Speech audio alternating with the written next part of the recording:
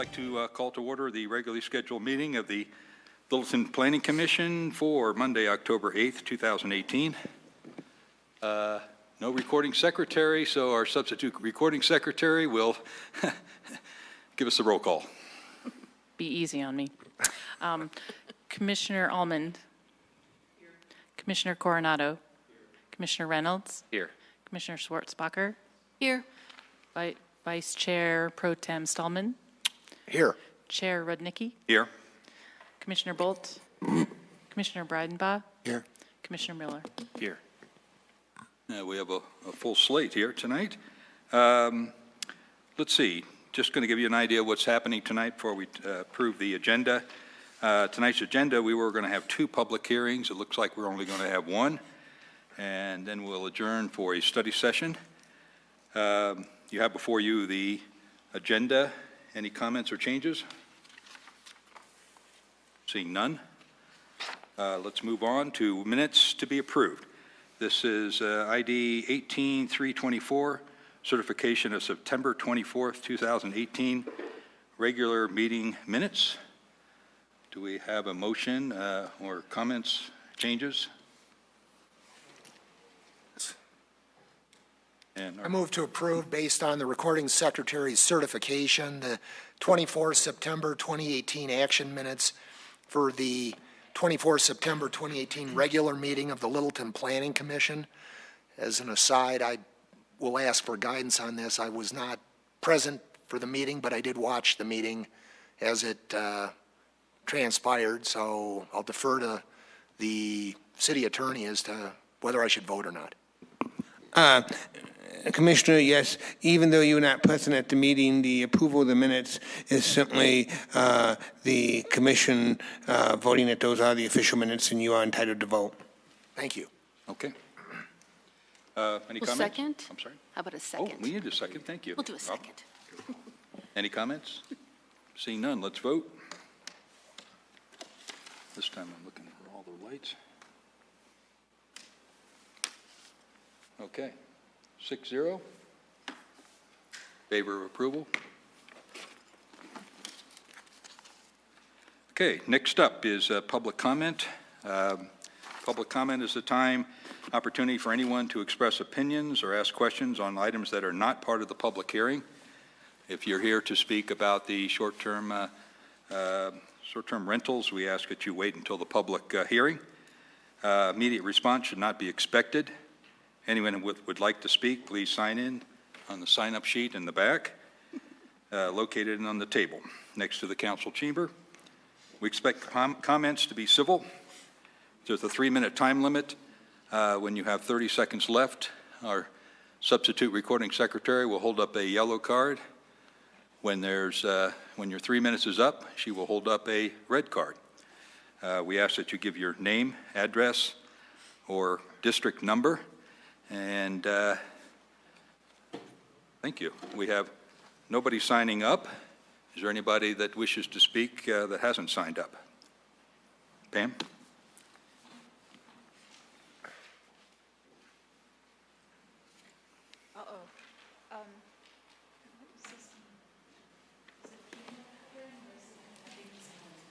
Okay.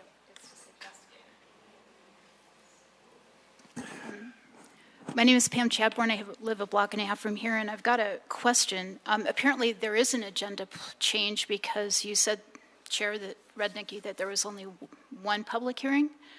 Could you let us know, or is there only 1 public hearing, and what is it? There is 1 public hearing tonight.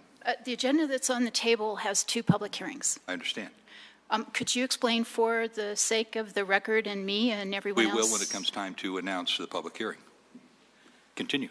Well, my public comment needs to be about anything that's not on the agenda. I need to find out which public hearing is on the agenda. I'm not trying to argue. I do need to know. Is it short-term rentals or the 6705 Santa Fe? Commissioner, members of the commission, the public hearing for tonight is the short-term rental. The other public hearing, prior to the meeting being convened, the applicant requested that that matter be continued. That's within the power of the chair to continue it, and the matter will be continued to a date that will be determined, the chair working with staff. Thank you. Great, thank you very much. So now my question is, can I speak about that matter since it's not on the agenda? Go ahead. Or if you want to wait, or...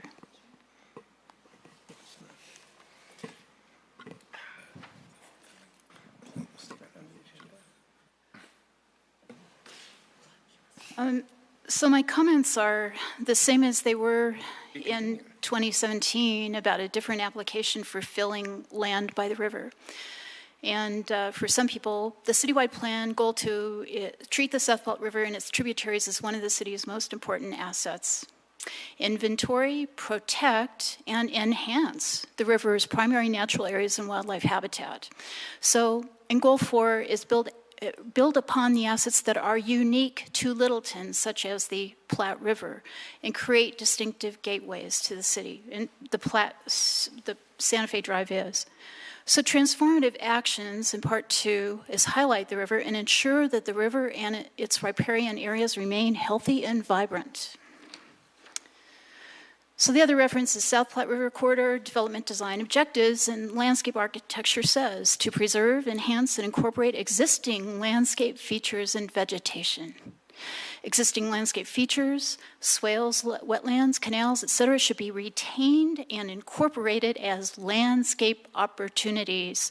Existing drainage ways and patterns should be utilized as landscape opportunities. I noted that the applicant's letter says, it's our opinion that these things don't apply.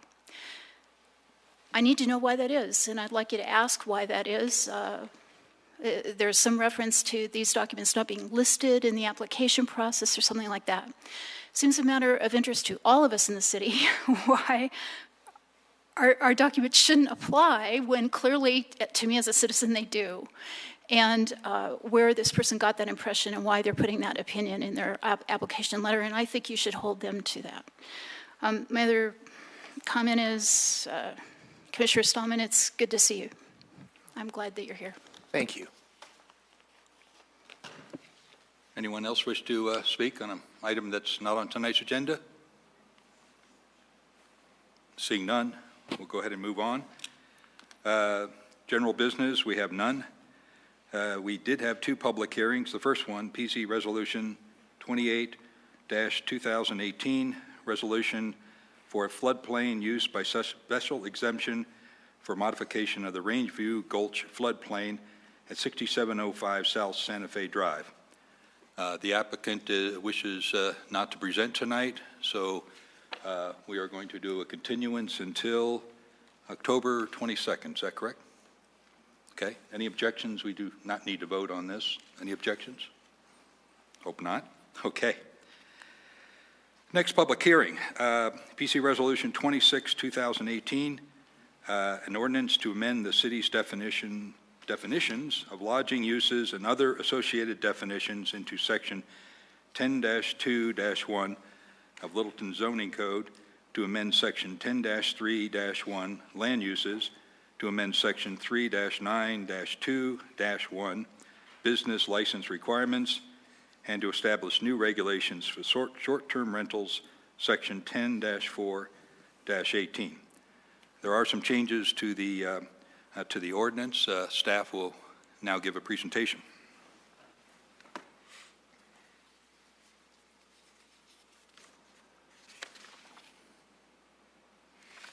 Mr. Chair, I just want to introduce a couple of things about this because this is a bit different than what most of the commission does. This, unlike a zoning case, is a text amendment. As a text amendment, the commission is not acting in a quasi-judicial capacity.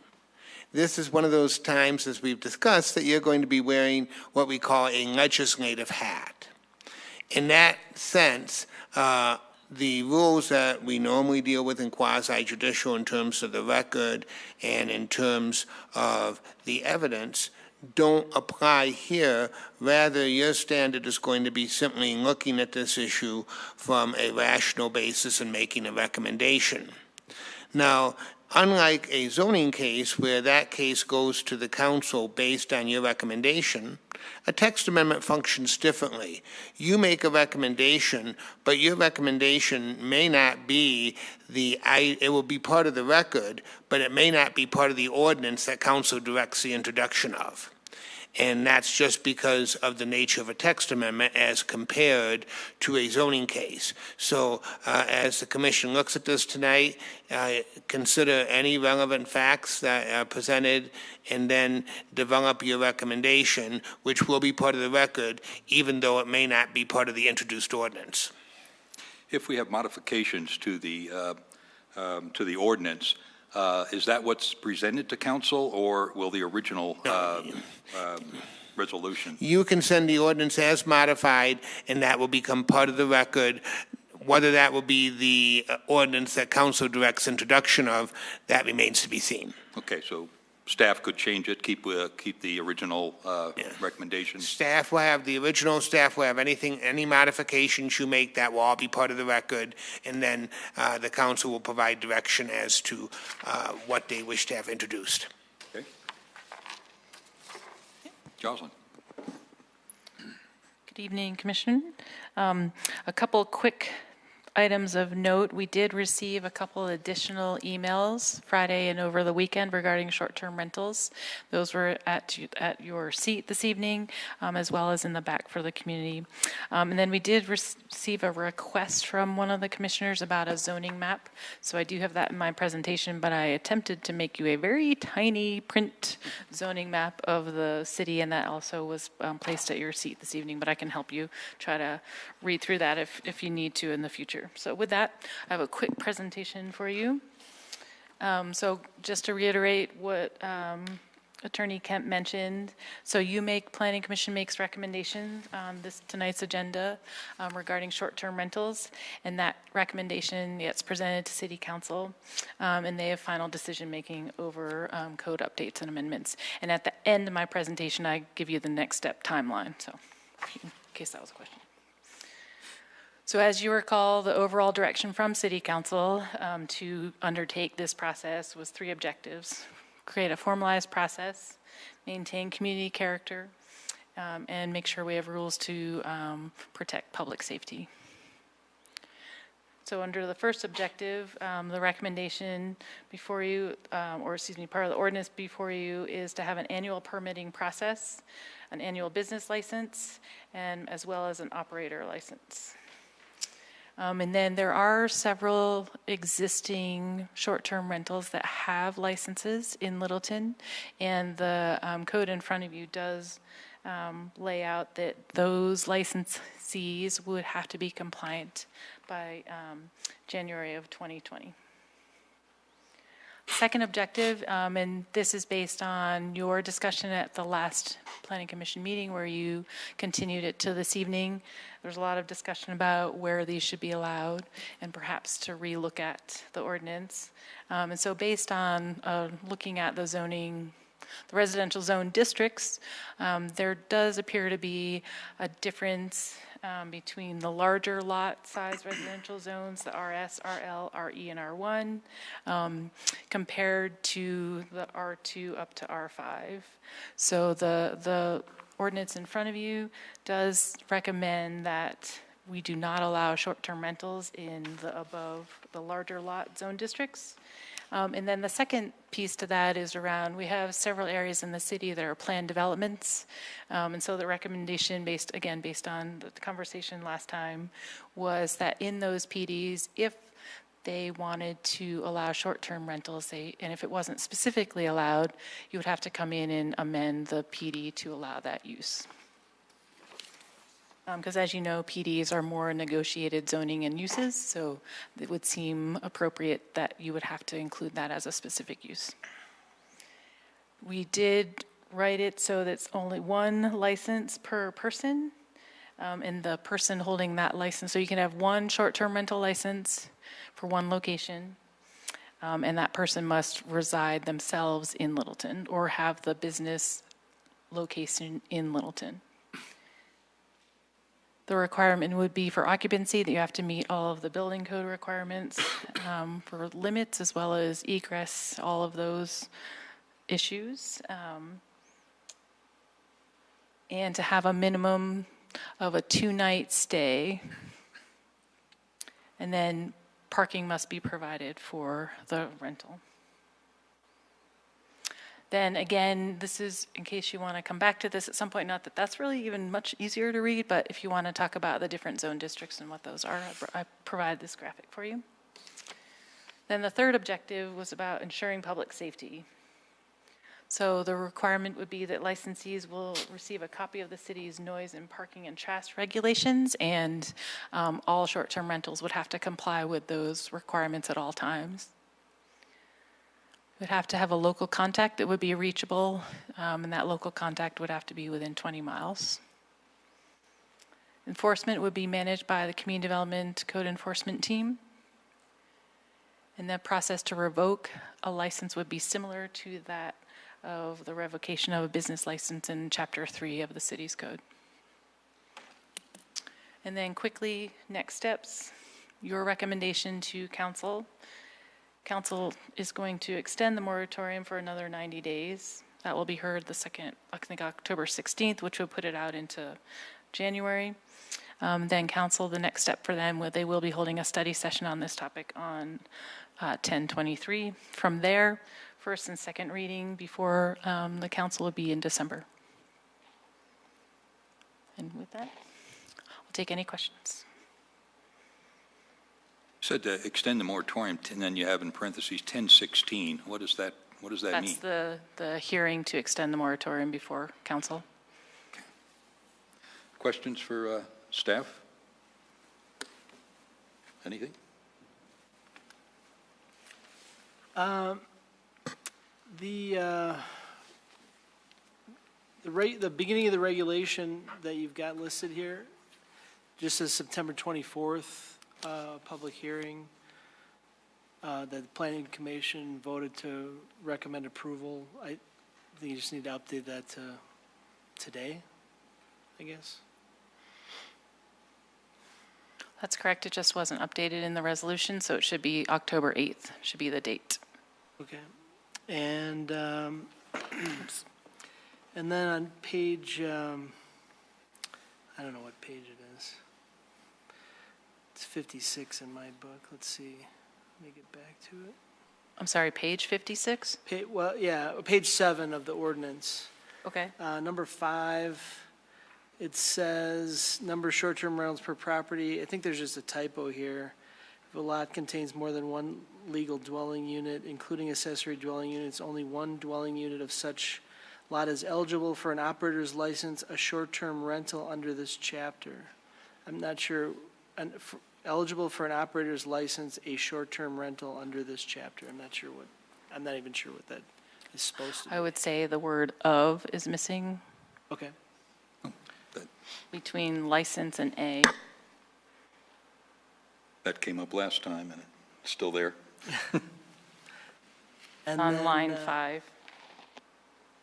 And then on number 6, you talk about advertising that the license should be in advertising. Is there a license number that's supposed to be in there, a picture of the advertisement? I just wasn't clear how that worked.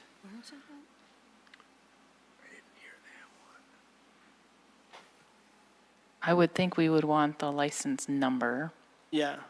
It just doesn't say that there's a number or anything. It just says the license should be in all advertising. Yeah. And Hey, Dave, could you say what line you're on? That's line 8, page number 7. 6, line 10, page 7. Oh, 10. Oh, page 7, okay. Page 7. I'm just going straight down the Okay. list, so I'll just, so, and then the other thing was on that, do we want to have contact information in the ads themselves? Or they just, by nature, the ads will have contact information, I guess? But does it have the right, I mean, if you look at, like the real estate regulations, any sign has to have contact information of not just like a phone number, but the actual name of the company, the name of the person, the company's maybe not applicable in this point, in this situation, but to have the person responsible there, whoever the person is on the license, have their name? Or is there an online database that somebody could go and look up the license holder's name? I'm just thinking if we have a I'm sorry, are you license- asking if the city's going to create an online database of short-term rentals? What I'm suggesting is that we should have the contact name of the person in the ad. I guess these are online ads on Airbnb, maybe you have that name anyway, but you might have a third party who's doing the renting, they might not be the license holder, if you know what I mean. So what your recommendation is that you add something in addition to that section? Yeah, the license holder's name and phone number. You're requiring, or we're requiring the contact information to be available to the city of a person of responsibility, right? I guess that could be the third party, right?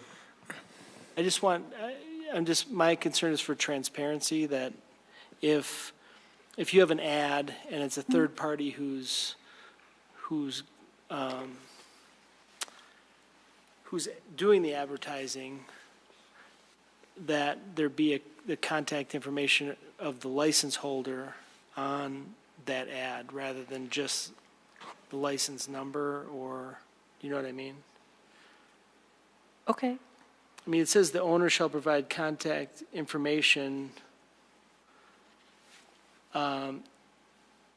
in a prominent place inside the premises, but it doesn't say anything about the ads, whereas just above there, you need the license, presumably the number, on any announcements for the short-term rental, you know what I mean? So that's all, I'm just thinking that would be a good idea. You might think of wording that into an amendment at the end of this Yeah, hearing? yep, Okay. I've got a few of those. Okay. So, yeah, let me just mark that. And then, you guys added a 2-night minimum to the stay, is that right? Did we talk about that last time? I just Yes. don't remember that. Yes, 2 nights. Okay. And, sorry I'm taking so long, I just got, Oh, take your time. and then smoke detectors. It says 1 smoke detector is required. That's on page, let me get to the right spot here. Page 7 still. Must be number, no, that's the added, sorry. Safety. Number 10, There we in go. the ordinance, number 10? Yeah, it's the On the next 7. page, page 8, number 11, no, number 10, yeah, top of page 8. Or the bottom of page 7, either way. So you talk about a 1 operational smoke detector in the rental. And I just wonder if this is, in number 12, you talk about fire code. Code is that smoke detectors are in every bedroom and I believe like in a hallway. Smoke and carbon monoxide Yeah. in the hallway. But not just 1 smoke detector in the whole rental. It could be if it's just a bedroom they're renting out. But as long as I'm just wondering if if number 12 covers us, because even though it says a smoke detector in the short-term rental, it has to follow fire code, so. It would be required. So Mr. both. Chair, I'm going to weigh in here. The city's adopted International Fire Code. That sets the standards for smoke detectors. That's what's going to be done here. This is simply to indicate that as part of the licensing, we're going to be looking at this. But this is going to be all determined by the International Fire Code. That's what we've adopted. That's what's going to be followed, period. Yeah. Right. So it kind of covers it on both levels, I would say, Commissioner Bolt. So all of our building codes would have to be met with whatever the number of smoke detectors, fire and extinguishers, all of that. And just to be certain, number 10 is just in addition, let's just say it's just a room or some other portion of the residence. We want to make sure that we're covered on both of those. Okay, I would just maybe consider revising that to be more strongly weighed towards the fire code. Because it doesn't really say anything in number 10 about fire code. It just says a short-term smoke, or an operational smoke detector. So 12 says, Yeah. local laws including but not limited to the International Fire Code as adopted by South Metro and all city codes. Right. It So just that covers feels- everything. Somebody using this who's a homeowner might be confused and say, oh, they're requiring a. We'll short- clarify it for them. Clarify. So, yeah, I just. The version you If you give need council. it, but think of your, whatever Doesn't- you need for a motion I in don't the know future. that that has to be an amendment. I just Yeah. think it should be clarified. So it's there, but I hear what you're saying is, but they're both there. Yeah, I know, I saw it in number 12. I just wondered if that might cause some confusion.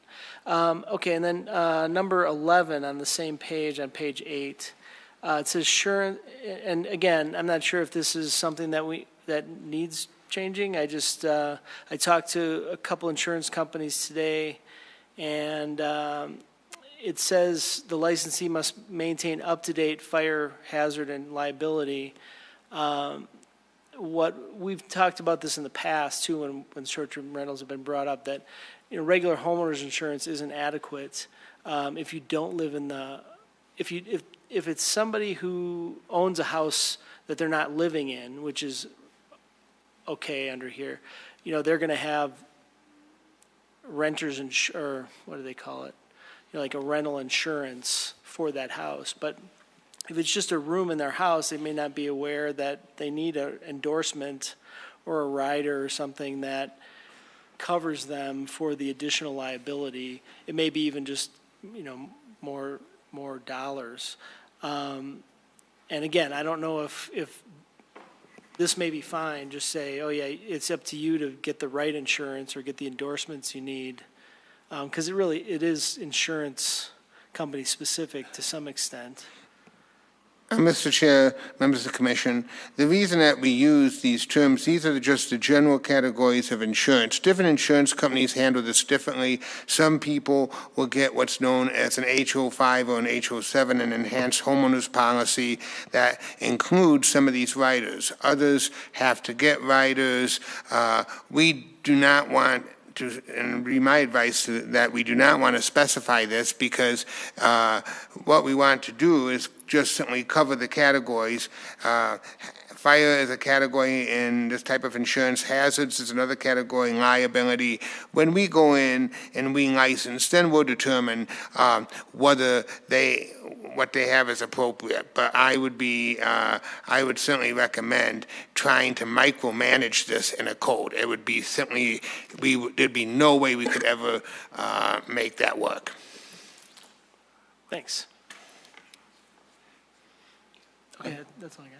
John, skip you. You have any questions?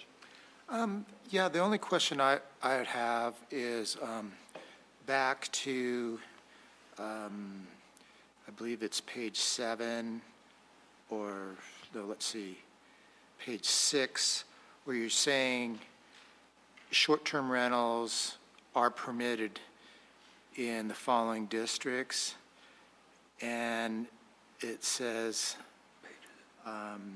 and other non-residential zone districts that allow residential uses. How many of those categories are there? Is it so many that it is prohibitive to list those specific? I think that would clarify it, and maybe, that's just my only question, is just whether those could be listed So there.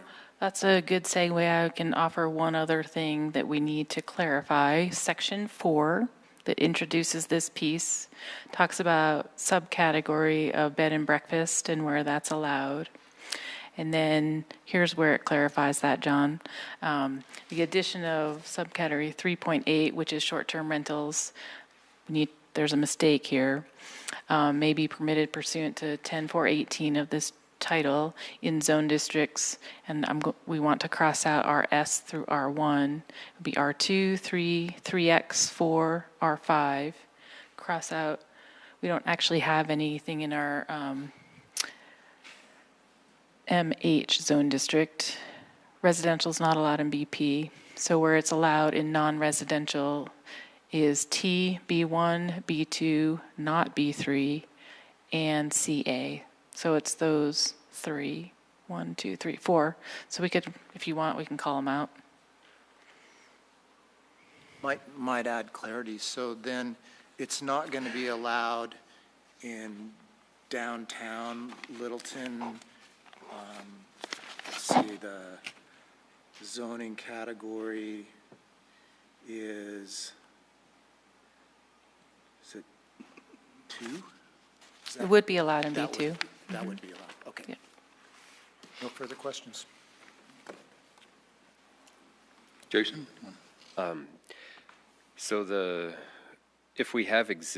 if this does get adopted as written tonight, just want to be clear about the prohibition on these zone districts. So even if the owner lives on site, they would not be able to do a short-term rental of a room in their house if they live in one of the prohibited zone districts. Is that correct? As it's drafted currently. And then for existing homes that might be short-term rentals in some of those banned zone districts or proposed to be banned, those would have to cease being short-term rentals by January 1st, 2020. Is that how that would work for ones that are non-conforming? If they hold a license today, that's correct. All right. Thank you. Robin?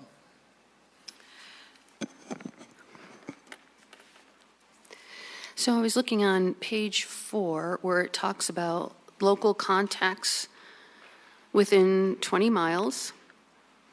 And then on page 8, there's a primary local contact that's contactable 24/7 by the city. Are these not necessarily the same people? I believe they are the same.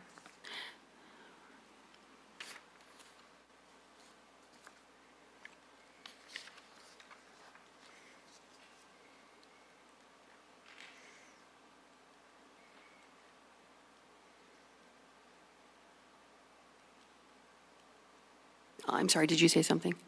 Said I believe they are the same. Okay, so the local contact and the primary local contact that's contactable 24/7 are going to be the same people? That's correct. Okay. And they do not have to be the licensee? That's correct. Okay. As written. So if the person's contactable 24/7 by the city to deal with, and that's on page 8, to deal with, it says, and this is line 19, primary local contact who may be contacted by the city on a 24/7, 24-hour, 7-day-a-week basis regarding any problems with the property. How is that done in after hours for the city? You know, staff is only here Monday through Friday. Well, Are if you- a police receive a complaint of some nature, those calls can come in 24 hours a day. Right. So that would be able to be contacted So the dispatch would contact, or the police would contact Depending this on what individual, the depending on the situation. circumstances? Maybe I could step in on this. How that would be done after hours, it could be through police dispatch, because we may have officers responding who would want to get in touch with that. Sometimes we do have code work overtime or whatever, that, it could be a number of different ways. The idea would be that if a city staff of some form, could be fire inspectors, the idea is if city staff of some form needs to make that contact, we will have a 24/7 available source for that. Exactly how that might occur, it could be any number of ways. So this would be something that would get out to the police, the dispatch, so that they would have this information to make it after hours. And in some circumstances, when you have a non-emergency and the dispatcher or the police are too busy to deal with it, how would that affect, you know, the person trying to be having this resolved? It will just be depending on what the call, the nature of the call, whether Right. it's an I mean, emergency we've or not, done- and then we just would manage it based on contacting the local contact to resolve whatever the issue is. Okay, so what I'm saying is sometimes when you call dispatch after hours, it's a non-emergency event.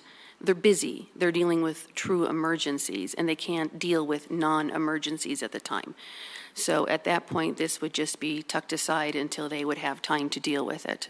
It would be however they manage that currently, yes. Okay. So if we have the idea here that the licensee needs to live in Littleton, but this local contact can be 20 miles, not necessarily within inside Littleton itself. I just get concerned about if this local contact for some reason needs to come to the property because of some issue going on. 20 miles is pretty far away. Is the idea that you're seeing that this primary local contact, while contactable 24/7, doesn't necessarily mean that they have to be able to get to the property quickly to deal with issues? Well, yes, it does. Because The 20 miles idea- is a good 20 distance in a oh, rush hour circumstance. Right, but the idea would be that it's still reachable. It's not 300 miles, which may take them a couple of days, assuming there's something that needs to be addressed on the property. There are some, depending on however someone might want a short-term rent their house, there just may have a, I don't know, maybe they work with a property management company and they just don't happen to be in Littleton. So that was the intent, that it's within the metro area, so reachable. But that was the idea, though. But I hear what you're saying, Robin. I'm just curious, the other idea would not put a mileage on it, it would put a time frame on it, like they need to be able to get there within an hour or something. If our goal is, and that's why I was just trying to understand this better, if the goal is this local contact is within 20 miles, is to be able to get to the property within a reasonable amount of time, would it not be more accurate to just put that time frame in? I think it's the same goal. I would agree. Commissioner, that was discussed with the council, and quite honestly, the council looked at both of these, and the direction that the staff received was that we ought to perhaps look more at a distance analysis. So that's why that's there.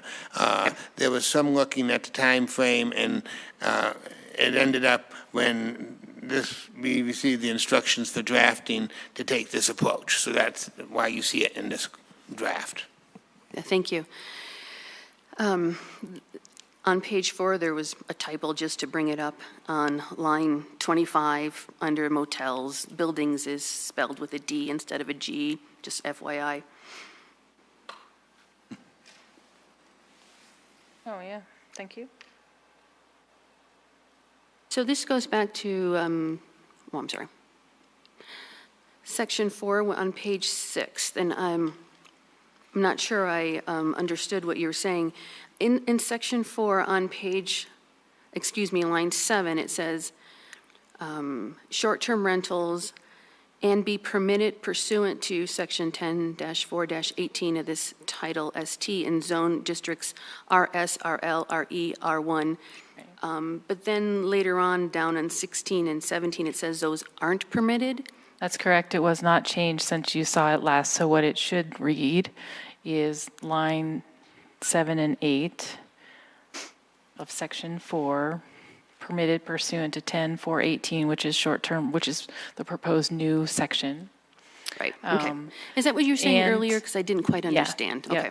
And That's it should okay. be for only R2, R3, R3X, R4, R5, T, B1, B2, and CA. Thanks. So this is on page 9, my next question.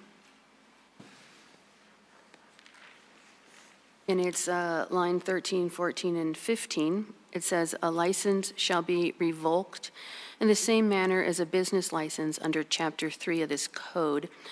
So I looked at Chapter 3. There are lots of specific things for revoking for different businesses.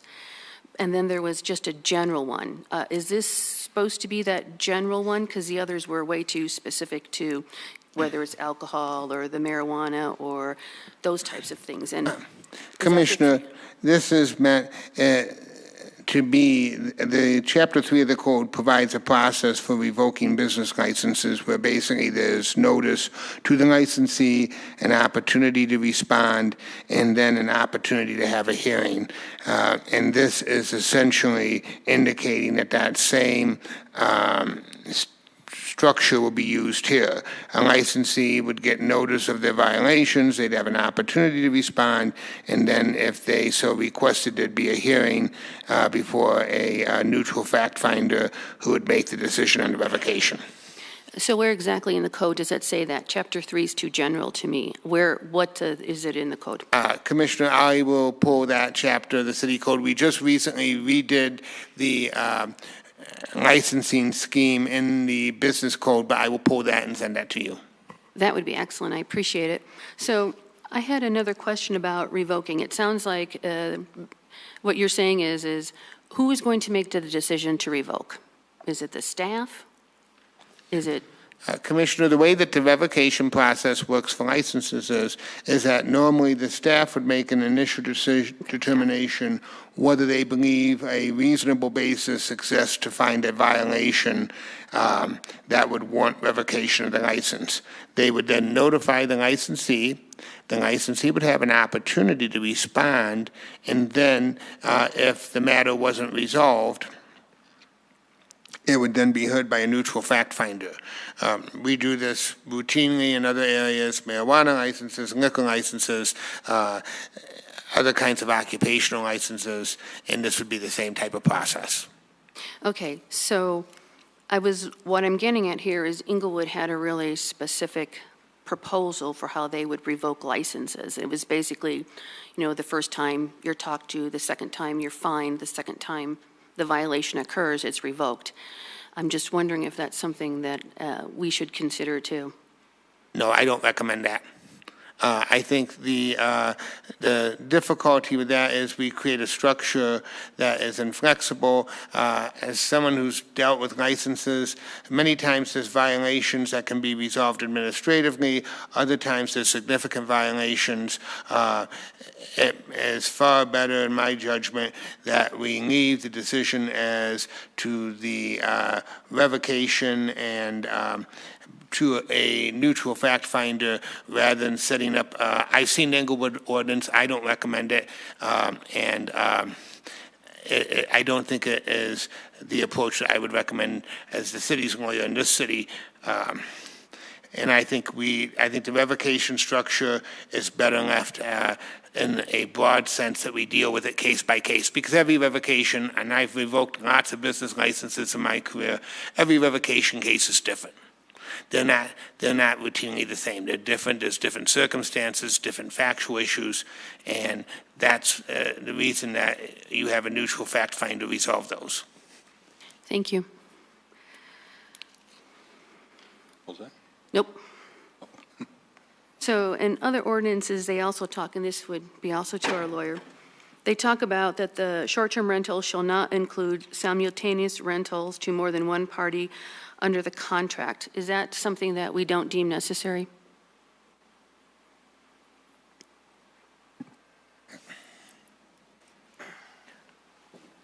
I would agree. Our current proposal does not get into that level of detail.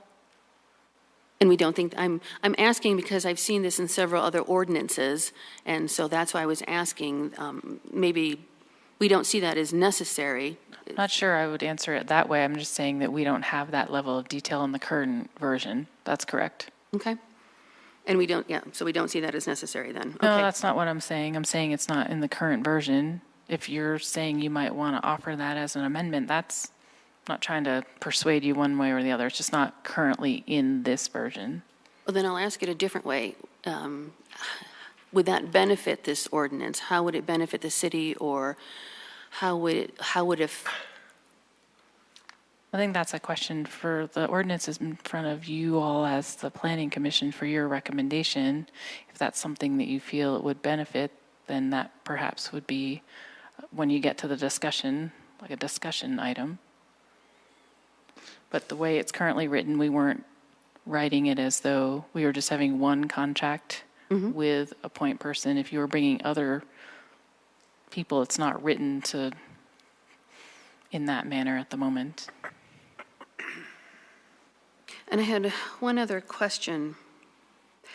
So for the different zones, could it be a requirement to be a primary resident in some of the zones and not the others? Commissioner, I would really recommend against that, only because I think it creates a really difficult situation for staff to administer. One of the biggest concerns, both at the council level and at the staff level, that we have with this is that whatever is ultimately passed, we actually be able to administer it. And if we start having to look at zones and trying to determine, okay, in this zone it is primary, in this zone it isn't, I think that becomes very, very difficult to administer and from a staff standpoint. And particularly if we look at using some kind of automated means of trying to track this, it even becomes more difficult. I don't disagree with you, and my research shows that a lot of communities are actually going to having an outside person track these things because it is difficult to do so. So I hear what you're saying. I'm just trying to look at what's best for the city and the residents here.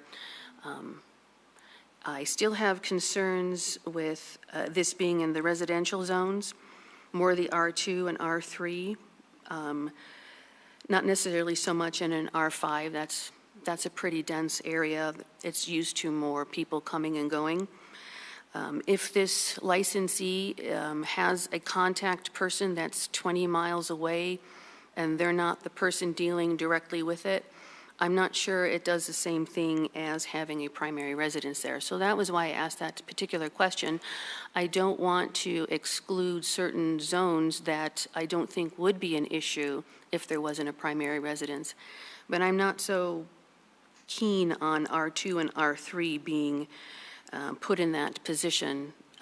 I think there is potential to change the community, the neighborhood character without that there. So that's specifically why I asked about primary residence being for a couple of zones versus not all of them. That's all my questions. Thank you. Jerry, Craig, comments? Yeah, just a few.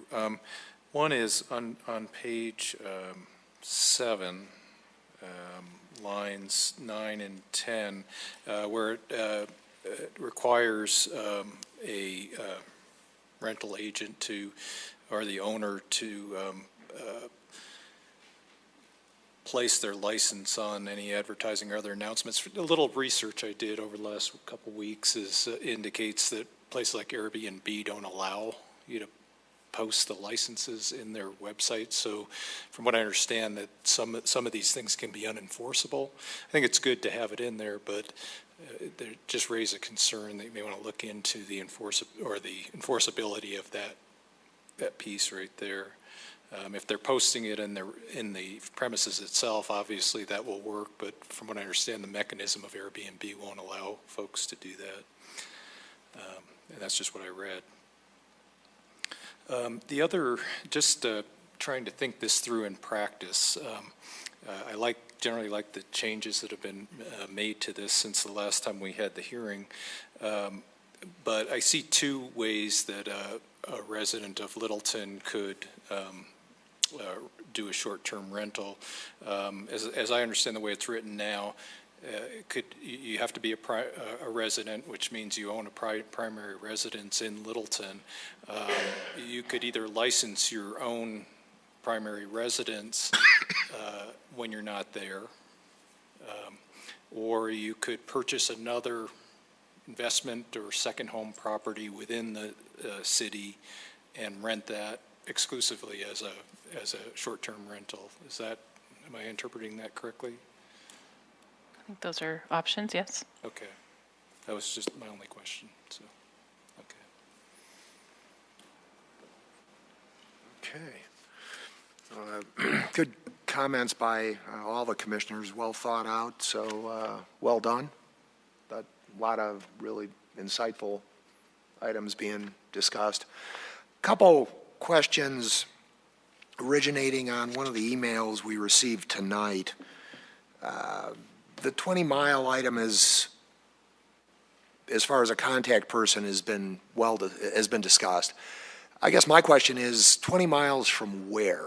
Is it the city limit or is it is it the city center, hypothetically? It's 20 miles from the city's exterior boundary, so we would certainly look at the exterior boundary and look at whether the person was within the 20-mile distance from the exterior boundary.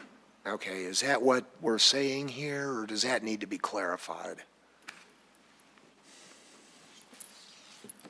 Might be just an added piece of information. I'm not sure what. It's apparently on page 4. I think how actually it's written was to be a little bit more detailed than that, and we were actually honing into the property address itself. So it was 20 miles from the that property subject address. property. Yeah. Okay. I think that's where we landed, Steve. Mildly indifferent as long as it's stipulated somewhere. Yep. It could be done administratively That'd be- versus in the I in would the assume ordinance. so also, yeah. The, I guess the other one that I thought was an interesting comment was that I have page 8, line 31. It's the annual fee for an operator's license, which is fine, but the individual who sent the email, I think fairly correctly identified that there aren't any penalties for the absence of compliance. I think there's a reference in here as to what Golden does and what Denver does. It strikes me as reasonable to make the penalties rather somewhat material in escalation to encourage the license be obtained. Do you have thoughts on that? Is there any major staff concern with perhaps adopting something, somewhat similar to what Golden has? Commissioner Stallman, members of the commission, I think that's ultimately going to be the intent. Right now, the city is doing a comprehensive fee study looking at all of our fees, because we really don't have penalties for failure to pay fees in other areas. And I think it would be the intent of the staff to recommend, once that study is completed and it's well towards completion, the preliminary study's done, that when we adopt new fees, we will build in a penalty system for failure to pay. So, and I assume if we were to make a condition of recommendation to council, we could add something like that as just a punch list item? You could certainly do that. I think the intent will be that when that study is completed and we bring those fees as a whole to council, we will build in the penalty system as well. Okay. And it would be just across the board at that point versus an individual fee. All right. Well done. But Thank you. But I That's, think, all for me. but if you guys want to make a condition about that, that's certainly fair. Okay. 3 or 4 quick questions. Last meeting, we discussed verification, 1 per person. How do we enforce that? Getting a person to set up a LLC with his wife or child or what have you. I don't want that to be put into the ordinance, but I would hope administratively, I just want to make a point, administratively, I hope that there are safeguards to keep that from happening, from someone gaming the system to get 3 or 4 short-term rentals. And, Mr. Chair, there is, essentially each LLC has to register with the Secretary of State. So if you had an LLC, if you had 2 LLCs that had exactly the same members, we would be able to determine that. Red flag, okay. Or address. Just wanted to make the point. Again, it shouldn't be in the ordinance, it should be done administratively.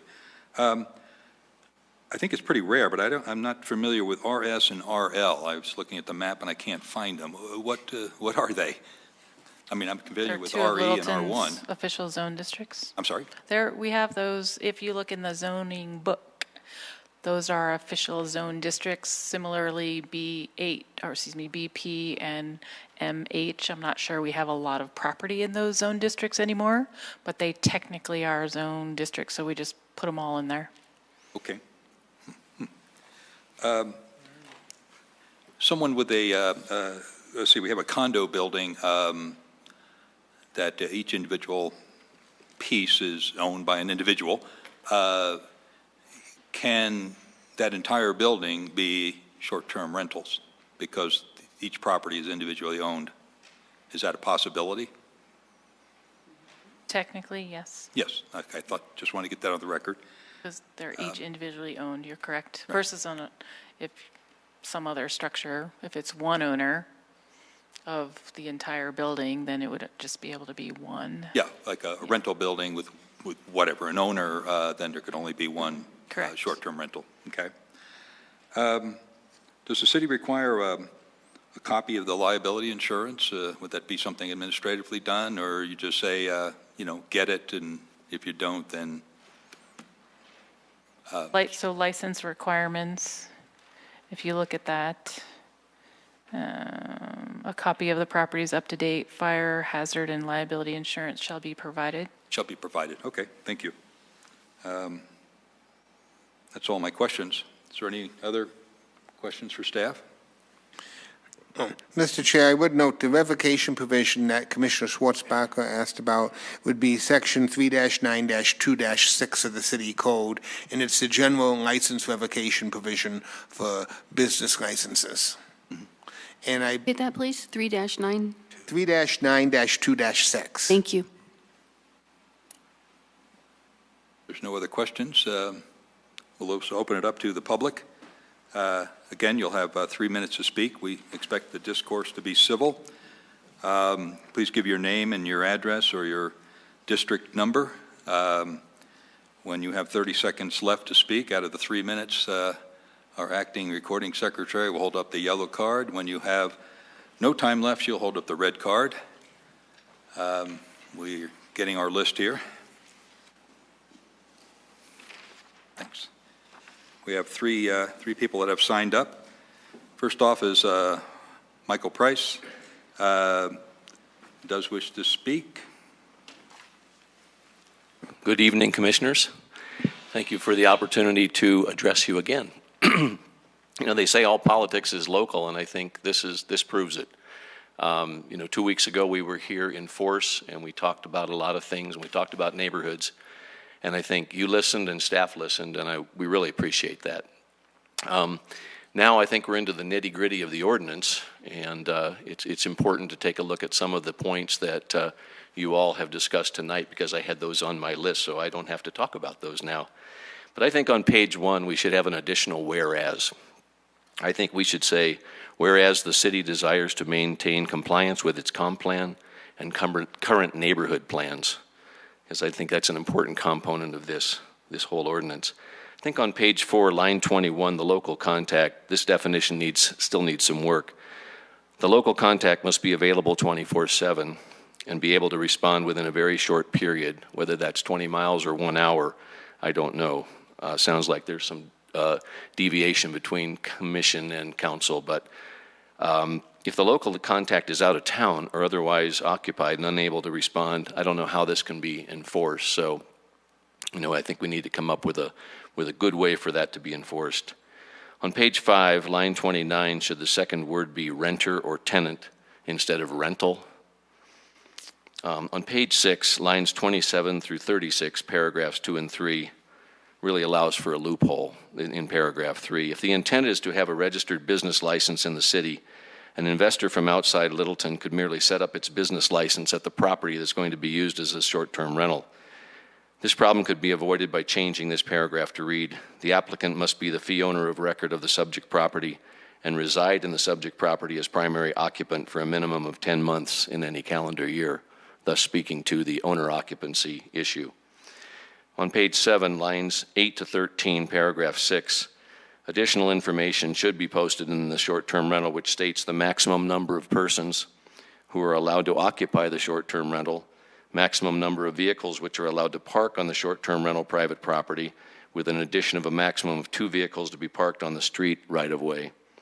Information about the location of trash cans and days of trash and recycling pickup, location of fire extinguishers and exits, including window exits, and the entire property address and information about emergency calls to 911 or LPD, and the emergency contact of the city's short-term rental coordinator, whoever that might be. Page 7, lines 19 to 23. Occupancy should be limited to a maximum of 2 people per legal bedroom, and perhaps a reasonable total number of people in the residence to avoid party houses. It's 2.5 minutes, just so everyone knows, because the timer's not working tonight. Oh, okay. I think the period for compliance is way too long. I would suggest 6 months as opposed to the first part of 2019, and I think the license fee is way too low. In order to, the city doesn't have to dip into its coffers, I think the licensees should be paying for enforcement. Thank you very much. Thank you. Next up, Paul Bingham.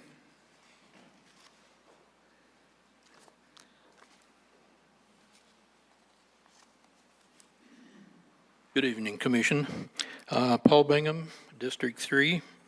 I have a really simple request. I think it's very important. Mike just touched on it. 2 or 3 others have already touched on it. I would ask you please to amend this to require the owner occupation for a minimum of 10 months a year. I would request that you put that in your recommendation to the council. That was discussed a fair amount at your last hearing. Mike just requested it, and Chair Rudnicki mentioned a little bit ago it's part of the 1 per person thing. So please request that the owner occupy the premises for at least 10 years, 10 months of the year. Thank you. Thank you. Don Bruns.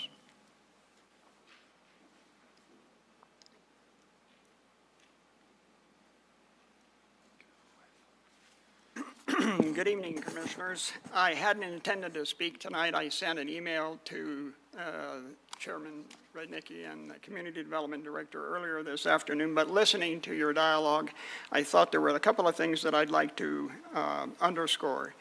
The second objective, to maintain community character, the achievement of that appears to be simply assumed, as there is no do not appear to be any explicit provisions in the proposal to ensure that that happens. And I appreciated Chairman Rudnicki 2 weeks ago observing that the license fee of $25 is absurdly low. And I want to tell a little story to help illustrate why that's so. In fact, I appreciate very much all of the excellent staff work that was done by my fellow citizens, highlighting for you commissioners some of the pitfalls that do not yet appear to have been addressed. And if $25 is the fee, I want to illustrate how that probably is grossly sufficient, and the citizens will end up subsidizing these operations. A few years ago, we had our furnace replaced. I hired a firm that had a Class A BBB rating, and they began replacing the furnace, and partway through I said, "Where's your permit?" He said, "I didn't get one." And I said, "Why?" He said, "I didn't think your wiring would pass." I said, "Do you think I want substandard wiring in my house?" So thereafter, I hired an electrical contractor, again, Class A, and had it replaced. I came down to the city and I said, "What's my recourse?" They said, "You need to get a permit."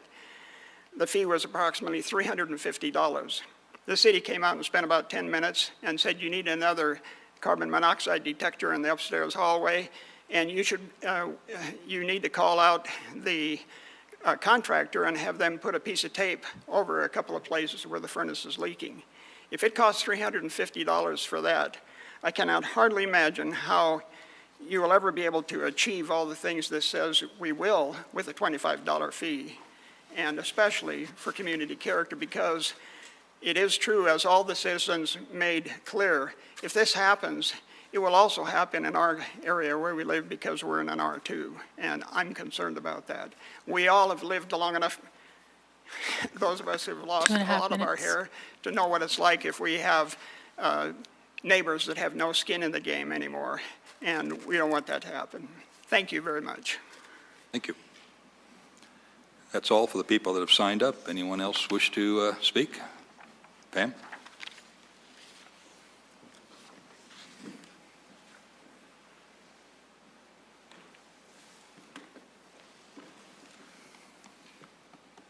Good evening, Planning Commission. My name is Pam Chadbourne. I live a block and a half from here. So I agree with a number of comments already made, and let me mention a couple of them. I'm really glad that the change was made to let no renters sublet. That was a good direction, and I'm glad that that change was made. I want to emphasize the point that these properties should be owner-occupied for 10 months of the year or some period of time. The whole reason these exist was so owners could take advantage of perhaps being gone and subletting during that period. This is not a money-making opportunity for would-be landlords. This needs to be examined to prohibit that business taking place in residential zones. And I don't see that yet. I don't see those protections. So, and one thing I'm going to mention is don't discriminate between zoning districts. I do not understand why R1 wouldn't be applicable. I didn't hear a good explanation for that. I don't think it's true. And let me say why. The other residential zoning districts are actually more dense, and the concept that that makes it okay to sublet is crazy. The possibilities for conflict are obviously greater when people live closer together and there's more of them in a smaller space, when there's less parking. I live in R5. Many garages have been converted. The only parking is street parking, and there's not enough of it because I have a business across the street that uses 19 parking spaces, which were given a waiver when they did an expansion. The city is not paying attention to these districts. So it makes no sense to say that these other districts are somehow more active. They're not. They are renter occupied, and that's okay. We need places for renters. But this is not an excuse to replace renters with people who come in and out all the time. That is a whole different impact on a neighborhood. I cannot emphasize enough, and I don't think you folks are thinking about this from the point of view of people who are living closely together and might have another neighbor in and out all the time who's a nuisance or worse. The point of contact has to be within a certain period of time, not a distance, and they have to be able to supply a substitute if they're not available. So it shouldn't be just one person. It should be a responsible party who always has someone to be able to respond. They might hire a property management company, whatever. So again, let me say, this was only ever set up so that owners could realize a little bit of income while they were not in their homes for protracted absence. 2.5 minutes. This was never meant to substitute for a business. This was never meant to put businesses into residential areas. That is what I see happening. Please send this back, review it, think of it from that point of view, and make sure it can't be broken in that way. 3 This whole thing minutes. about LLCs disturbs me. Thanks very much, Thank you. Planning Commission. Anyone else wish to speak that hasn't signed up? Seeing none, we'll close the public portion of the hearing, and we'll entertain a motion. All right. I'll defer to Jason if. The substitute motion man? Exactly so. I move to approve Planning Commission Resolution 26-2018 to amend the city's definitions of lodging uses and other associated definitions into Section 10-2-1 of Littleton's zoning code, to amend Section 10-3-1 land uses and short-term rentals, to amend Section 3-9-2-1 business license requirements for short-term rentals, and to establish new regulations for short-term rentals, Section 10-4-18, which forwards a favorable recommendation to City Council with the following conditions. Condition number 1, that the ultimate recommendation to Council include the concept of penalties as described by the staff's intent as elaborated by City Attorney Kemp. Condition number 2, the inclusion of corrections minor corrections and clarifications as described by, or is discussed during the Planning Commission review and is acknowledged by the staff.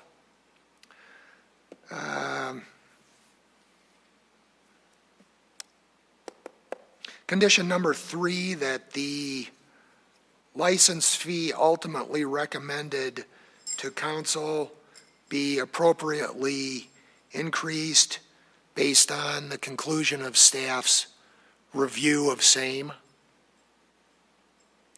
And condition number 4, that the licensee identify in addition to the responsible party who's on call 24/7, a substitute responsible party that will be available in the event the primary responsible party is unable to fulfill their obligations.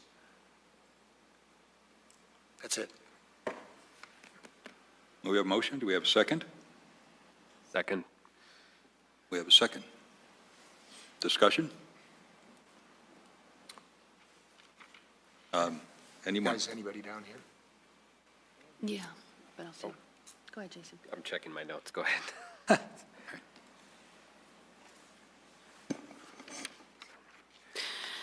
I really appreciate the changes that the staff made. I feel like you listened to a lot of the concerns, and there were substantial changes. My point of contention comes down to the local contact being 20 miles away from the property versus it being the licensee who lives in Littleton or someone else who lives in Littleton. You know, hearing what the citizens had said at the last hearing, I think this gets almost all the way there, but doesn't quite make that mark. If the local contact was residing within Littleton, I think it would make that mark,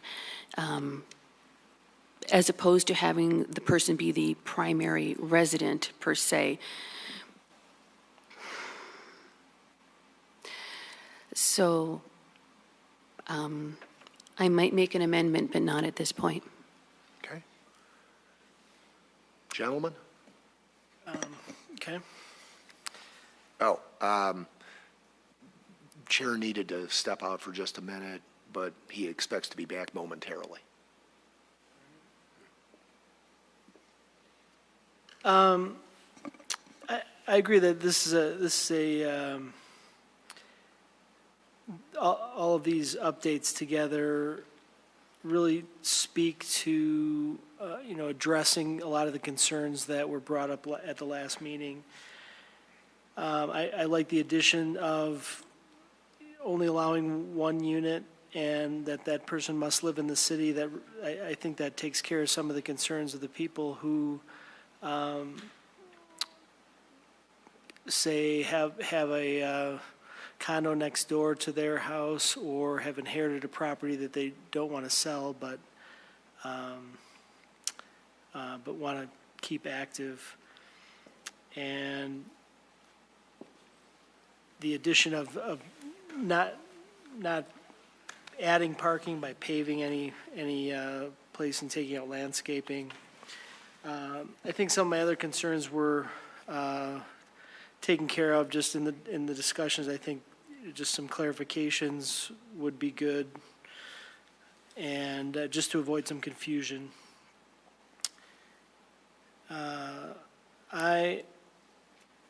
One thing I didn't mention that I think was taken care of, having penalties and fees for violations or a good process in place for revoking a license. I think that some of the concerns of citizens were that if you have the business license for a year, that nothing's going to happen in between the time you get the license and the time it comes up for renewal. But I think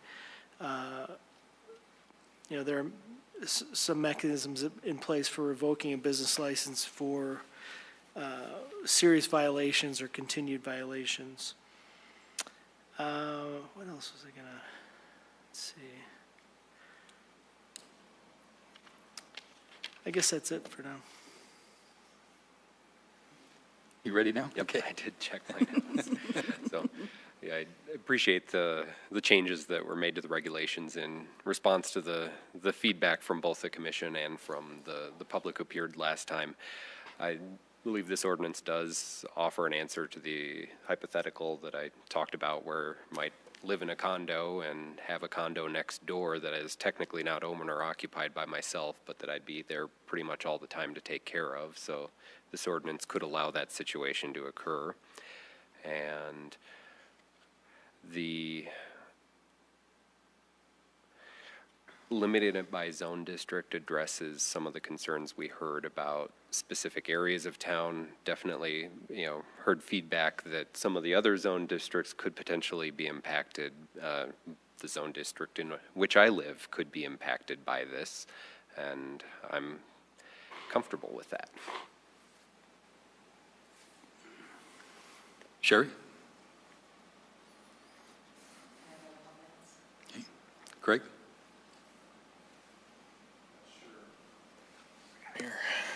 Okay. Yeah, I came in thinking that the primary residence, 10 months a year, is what the trend seems to be for cities around the Denver metro area at least, and I think elsewhere in the country. We've done a little research on that. However, it seems to be a kind of a high bar, and I think that this, the way that these changes are written, strikes a really good balance. I think there's enough teeth in the ordinance to allow the revocability of the license. The requirements that the owners be city residents, I think, is a good one.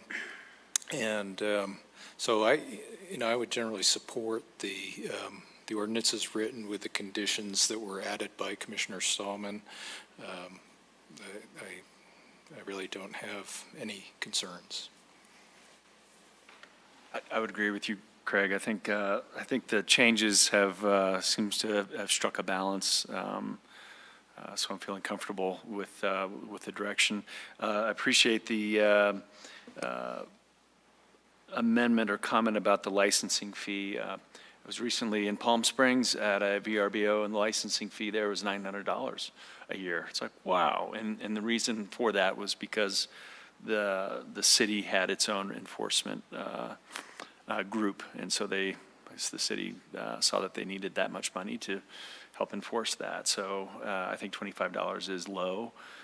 So it sounds like we'll rely on council to make that to set that fee. So thank you for clarifying that. John? I am really appreciative that City of Littleton and staff has gone through the effort to update this code to cover the short-term rentals. It's overdue, I believe, and I think this is a very appropriate time to address this issue as it's getting more and more popular. In my experience, the long-term rentals are often far more problematic and create issues for property owners and adjacent property owners than short-term rentals, if not properly managed. Certainly, the short-term rentals can create issues as well that I feel that these regulations that we discussed tonight go pretty much in the direction to where it's going to allow this short-term rentals to be properly regulated, and there be consequences for owners who choose not to manage it appropriately. So in that respect, I'm in support of the motion. Bruce? Thank you. Yeah, again, compliments to the commissioners, excellent discussion. I thought, Craig and Dan, real good comments, right along the lines with what I was thinking in terms of stuff you guys were throwing out there. I want to compliment staff as well for a lot of good work in terms of pulling something together from a wide variety of opportunities. Any time and what we always strive to do to the best of our collective abilities as commissioners, ultimately as council members, they will too, and as staff members, is to do our best to balance the rights of the neighbors. And if you look at the neighborhood plans, those are front and center whenever anybody, for example, runs for council. They vow to protect the neighborhoods for all the right reasons. It is what makes the community special. But we also have an ethical responsibility to balance the rights of property owners, and where those two things intersect, invariably leads to messiness or the ultimate level of sausage making when it comes to democracy. Because you've got people with different views on what they should be allowed to do and how they should be allowed to do it. And I think the end result of this, with a generous helping of community input, was to improve a draft resolution demonstrably and give us something to work with that collectively council can consider as a reasonable recommendation and apply their expertise and judgment to, as they should.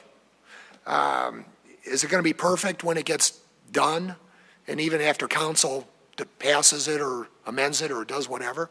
It will not be perfect. It's very unusual to draft something as an ordinance that ultimately is perfect from the get-go, but in this case, I think we've done, as a planning commission, our level best to reflect the comments in the neighborhood plans, for example, in RE and R1. You have to draw a line somewhere, or you don't acknowledge the property rights of people. And yes, that line may get changed at some point in the future, and including R2 is something that council may want to do as well before this gets approved at their level. As I said, I think a lot of the comments are correct, or I support the comments. The one thing I did want to throw out there, and I think Craig started it, and I would ask anybody to jump in, is again this owner occupancy for 10 to 12 months. I think Jason had a good point. He's sort of there, but it's an ancillary property next door. He pays attention to it, but he doesn't live in it. Does that mean he can't sublet it or use that property as a short-term rental if he sees fit? I'm inclined to not want to recommend that type of an ordinance to council. But I'd like to hear specifically, before potentially making a motion, I'm not opposed to an amendment, I should say, with respect to the owner occupancy issue, but I'd be keen to hear discussion of it before going down that path. So if anyone has a thought. Thank you. I'll address it. Please. Partway down. First off, I want to commend the public speakers. They brought up some good points. Some of them are quite long and difficult to put in an amendment, but they're good information to pass on to council for their review. Very good points. Like online shopping and Uber, STRs or short-term rentals are here to stay, either legally or under the radar. I do prefer some straightforward regulation over, Wild West chaos. I think STRs are a good thing for people, older people that are trying to stay in their house and make a little extra income. I have a relative that is young and has a hell of a mortgage, and it helps make the mortgage payment. I think that I started out I started out in favor of the primary residence requirement, but I feel that the one SDR per person, per citizen, is a good compromise and a break on multiple SDRs in any neighborhood or by any one person. So I'm straying away from the primary occupancy stipulation. I also I'm supportive of not allowing SDRs in our zoned housing districts that are more single-family, more rural in nature, as per RE and R1. I think the regulations strike a good balance between property rights and the rights of neighborhoods, as you brought up. I'm swayed also by some of the comments that we had from the public about the fact that, for the most part, SDRs are better maintained than long-term rental properties. I know that several of the companies that administer SDRs has a complaint line, both from the person renting out and the person staying. And if you get on their bad list, you are basically banned from using that service. The one other point that I have is if it's a right to have a long-term rental of your property, which is a commercial endeavor, without hardly any limits, then I see no reason why SDRs in a limited scope can't be allowed. For these reasons, I'm in favor of the proposed ordinance with the very good conditions that Bruce has added. Lastly, I guarantee you we will be back here in a year or two tweaking this ordinance as we get into it and see what the problems are, either stiffening it up or loosening it up. Bruce had a toss-up question about the primary residence. Anybody have any comment on that? I do. It's not using it as a primary residence, but the condition I'd like us to consider is that not only does the primary local contact be contactable 24/7 by the city as it states, but also that that person resides within the city limits. I think that takes care of not needing a primary residence, which is, what Jason was talking about. I live in the same zone here, too, that will have this, and I am not comfortable with short-term rental. I have a long-term rental next to me. They're fantastic. They're better than some of my neighbors. But to have short-term rentals where you have the potential for people to be coming and going all the time, one of the things the research showed also was that it makes neighbors uncomfortable having constant turnover in their residence with people they don't know versus having someone there long-term. So when you have a long-term rental, maybe you don't like your neighbor as much, but they're there and they have skin in the teeth. And that was the difference that I was reading about, the difference between a long-term and a short-term. So I think a good compromise for not including a primary residence, but making sure that this contact actually resides within the city would help the residents' concern about the primary residence. So to me, that is a better balance than having someone 20 miles away. We can get some other comments, but you might want to make an amendment. Yes, I do want to make that as an amendment, but I'd love to hear if other people want to tweak it beforehand, because it's open to tweaking. Sounds good. Any other discussion on that matter? Yeah, I'll just point out, one of the things I was thinking about is the fact that you have a primary contact. I mean, I like the substitutability that you could have somebody else be a secondary contact, because, somebody might reside that licensed person might reside in the city, but where do they work? They might be gone during the day. They might be 20 miles away out of the city while there is a short-term renter in the property. So, the fact that they're across town in Greenwood Village during the day but are able to get back if there's an emergency or something happens that requires them to be there. I think most of the time what's going to happen is, that person's gonna get a call, and it's not gonna be such an emergency that they have to run down there. It's just that someone needs to talk to them about whatever issue's going on. So, yeah, I'm comfortable with having, a primary person who is either a third-party management company or the person who's on the license with the ability to have a secondary contact available as well. Anyone else? Yeah, I like that inclusion of the substitute party. That sort of, that to me is a bit more of a safety net, I guess, than requiring somebody to be in the city. So I don't think they're mutually exclusive. I wasn't changing what he had. This was an addition to. yeah, I don't. I know, you don't see it as necessary. Yeah, but I didn't want it to be seen as But we exclusive. had a request for speaking directly into the microphone. I got an sorry. email, I Sorry. got a text here shortly. So speak in, please. Thank you, Paul. Fair point. Fair point, well presented. Anyway, lean forward. Okay. Will do. Any other comments about Robin?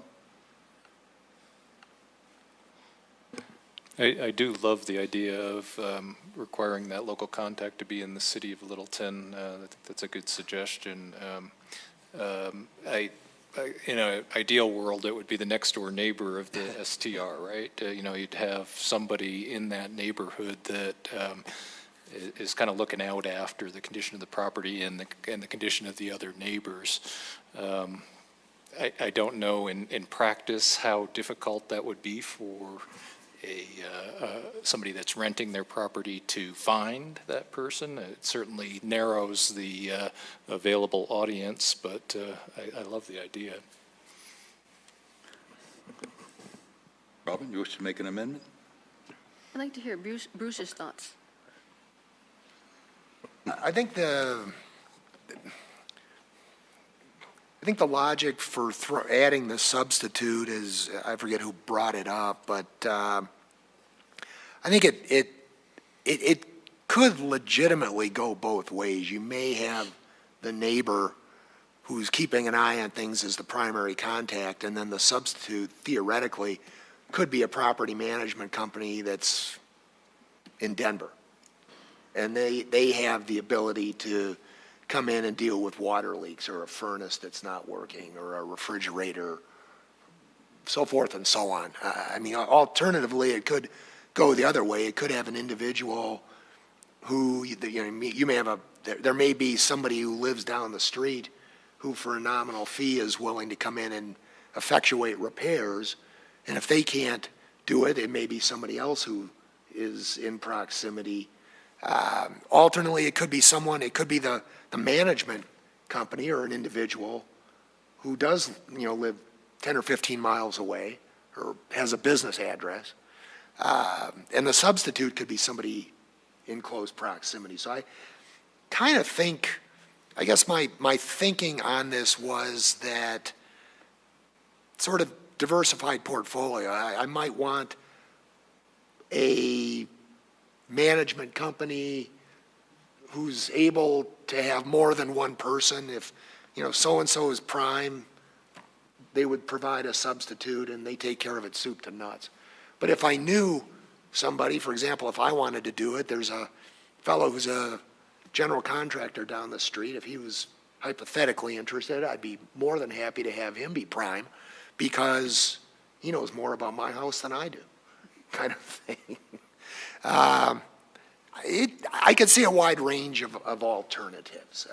And the stipulation that it has to be somebody in Littleton could be challenging, hypothetically, for people that, have contacts or know how to do these kinds of things with other service providers. Mr. Chair, I would ask that we have a motion on the floor. What you may want to do, just so we have a nice, clean record, is entertain specific amendments, discuss the amendments. It seems to me right now, I'm trying to track the discussion. I've heard two different amendments talked about, and we probably need to get focused on specific amendments, debate those, resolve those, and So we're then doing this ultimately little- get to the motion. Doing this a little backwards All here. right. Robin? I'll do the amendment Thank just you. to make it clarified. So I would amend this to add condition 5, that the primary, this is just the primary, not the secondary, but the primary local contact not only be contactable 24/7 by the city, but also reside within the city limits. You have a And I'll motion? second that for purposes of discussion, and I do have a comment about that. So in my hypothetical, if my house were an Airbnb, or if I were using a room, well, we'll say my house, and I'm not living there anymore, my house is much closer to Englewood than most areas of Littleton. It would make more sense to have someone in Englewood or Columbine Valley be the local contact versus someone living out by Trailmark, which is technically in the city limits, but is probably more than the 25 minutes away from my house, depending on traffic. Are you firing me? Sorry. Would you suggest something like a 5-mile radius then? Actually, I'm content with it as is. I won't actually be voting for this amendment, so I just wanted to get the No, I knew discussion that. going. And I'll be voting against your amendment. I won't reiterate your comments. I agree with your comments. Any other discussion on the amendment? We will then vote on the amendment.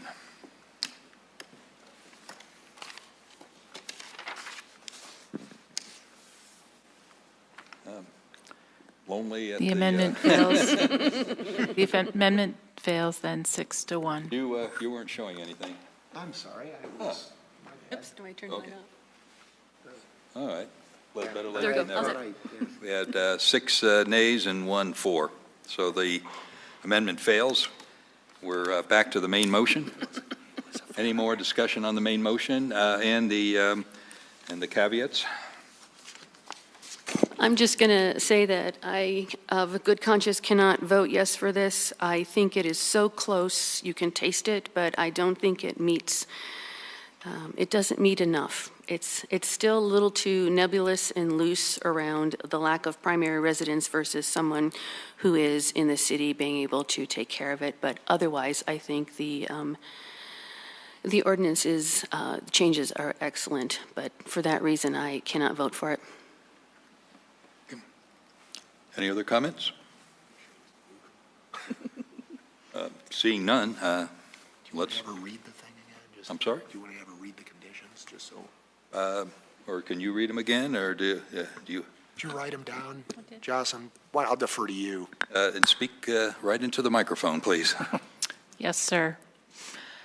The conditions as stated in the in the motion, that penalties as described by Attorney Kemp be included. Inclusion of minor corrections as discussed during this meeting tonight.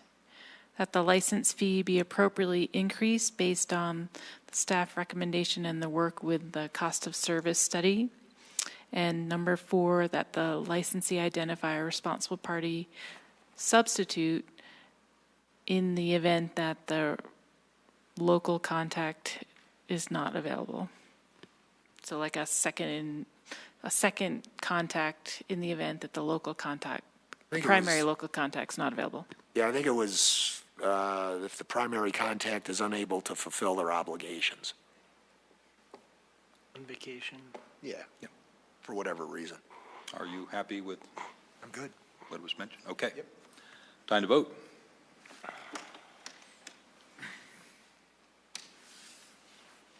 We have 6 in favor, 1 opposed. So it's recommended going to council Yep, as 6-1. written with the conditions. And with those conditions, we will pass that on to City Council. And as I mentioned, they'll be having a study session on October 23rd, and then the formal ordinance will come back in December to them. See, staff reports, anything to add? No, we do have a study session, so once you're done with commission comments, then we can adjourn to the community room. Any commissioner comments? I do. Bruce? Yeah.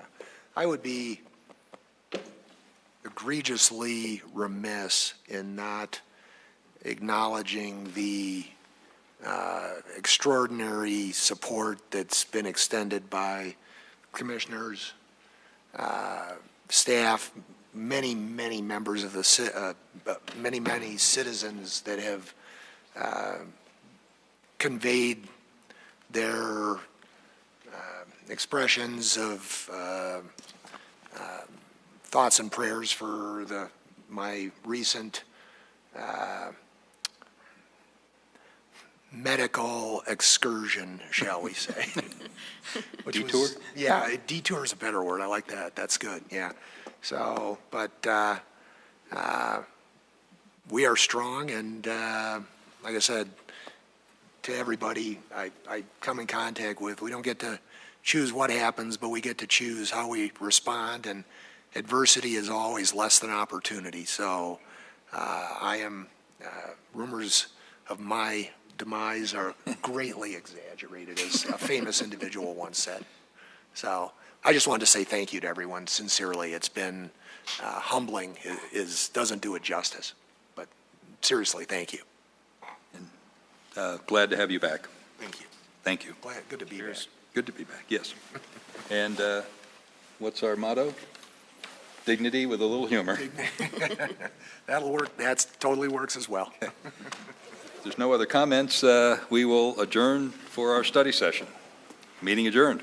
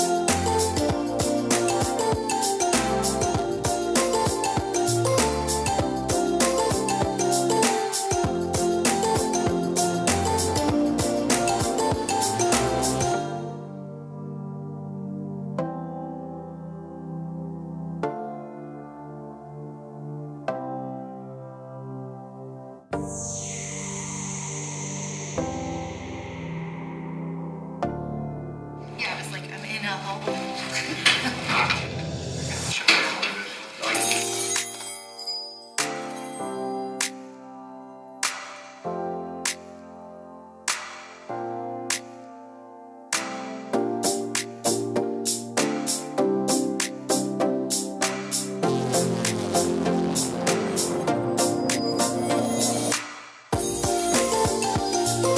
I did that one.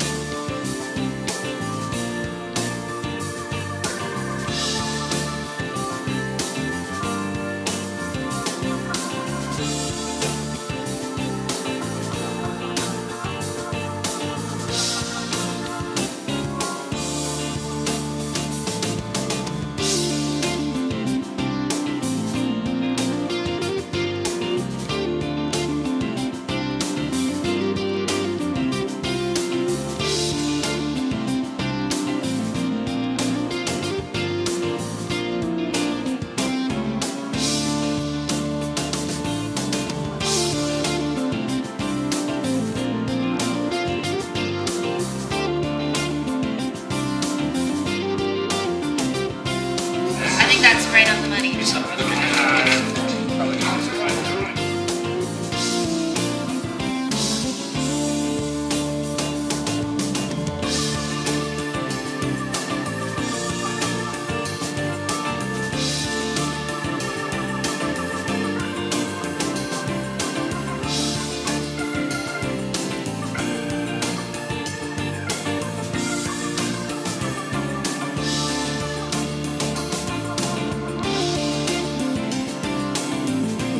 Okay, let's get going with the study session. This is your ball game, Jocelyn, and our gang from Texas. So let's go ahead. Okay, great. Introduce our guests and Yep, I'll start and then be turning it over.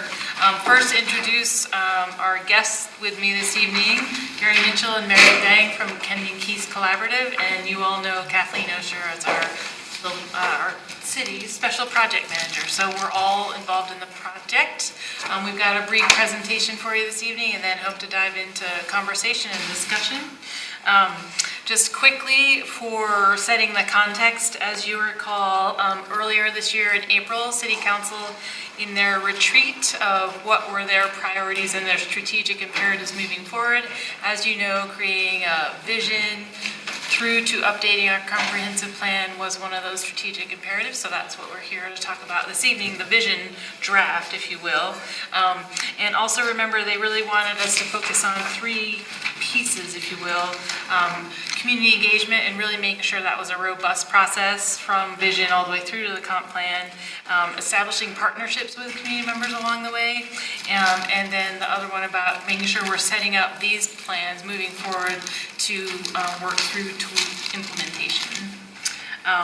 So with that, I'm going to turn it over to Me. Kathleen. Pick me. Good evening, everyone. So I wanted to start us off. I think one of the things that we fully appreciated going into this process is that Littleton is a really great place and we want to keep it that way. So that's really the fundamental promise that we made going into this project, and when we launched in April, really began to understand that it was a true partnership between our community, our city, and our national experts, Candid Keys. So what we'd like to do tonight, I would love to take you on a linear path through where we started in April all the way through, but then that would leave you hanging to the end to get the results of what we actually heard. So we're going to dive in to the pieces that are most critical to the vision plan, so that vision and guiding principles. But then we're going to take you a step back and really give you some assurance and confidence of how we reached those conclusions, and how we came up with the draft so that you understand that community engagement process and also understand the types of conversations that we had along the way and how much that influenced plan. Because the most important thing that we want to communicate tonight is that this is a result of about 3,000 conversations in our community, and we had 870 survey responses. So there's really a lot of input, and it's amazing the great love that people feel for Littleton, whether they live here or not. For many people that are just on our edges, like this is their place where they find great art. So I'm going to turn it over to Gary and get us started on the meat of the vision and guiding principles, and then again we'll backtrack on how we got there. The one bit of thunder I am going to steal from Kathleen is her term was Summer of Engagement, so we did about 12 weeks of intensive work, but really it started before that in April with some conversations with various groups about how to go about this and how to work through them, how to reach their members, and so that's where we started. We had follow-up conversations in the months ahead with, again, different groups, individuals, and then the survey process kicked in. And so just want to emphasize that point, that it was partly a survey, but partly that opportunity to speak with some folks directly and ask those follow-up questions that you don't get to do on a survey, and to dig deeper on some of the things that we were asking on the survey and be able to compare those results. The other part of this is that we didn't restrict it to just residents. We did want to hear from outside voices, people that visit here, some of the regional agencies and organizations that have an interest or have a role in Littleton, people that may work here, people that are employers, that own businesses here, so heard those viewpoints as well. And to cut to the chase on that, most people are on the same page, residents and non-residents. We heard a very consistent message there. So as far as where we are in the process, we are at a check-in point. We want to hear the initial reaction to what you'll see on every page of that document, draft, draft, draft.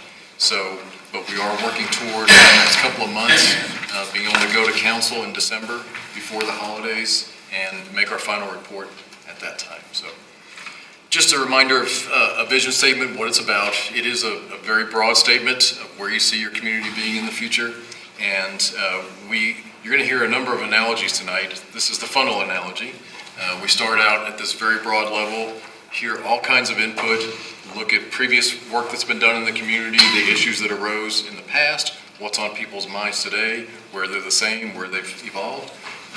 But it is that starting point to get into more specific discussion about goals, all those planner phrases, goals, policies, down to specific actions eventually.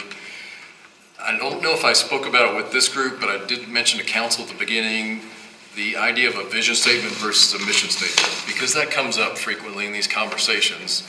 And organizations, businesses have mission statements that tend to be a lot shorter, maybe only one sentence, but we look at a vision statement as what all of us are working toward, and then you go to your individual roles.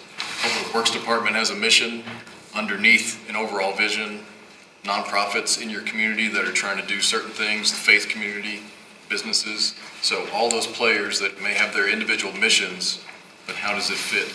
And by the way, when we were starting this process, we looked at some of those out there between organizations, agencies that are active in the area. So we'll come back to that later. One other thing I mentioned about a vision is that it relates to the physical form of the city, whereas the mission statement is usually more about the organizational process. So here with the vision, we're going to be talking a lot about those physical components that make up the city. So as Kathleen said, to cut to the chase, this is not the full words, of course. They're in the report of the draft that's there now to review. Poetry. Yes, the poetry. Yes. But with just our interaction between ourselves and staff, decided to break it into three pieces, as in the report: the who and what we are, what sets our city apart, and what we strive for.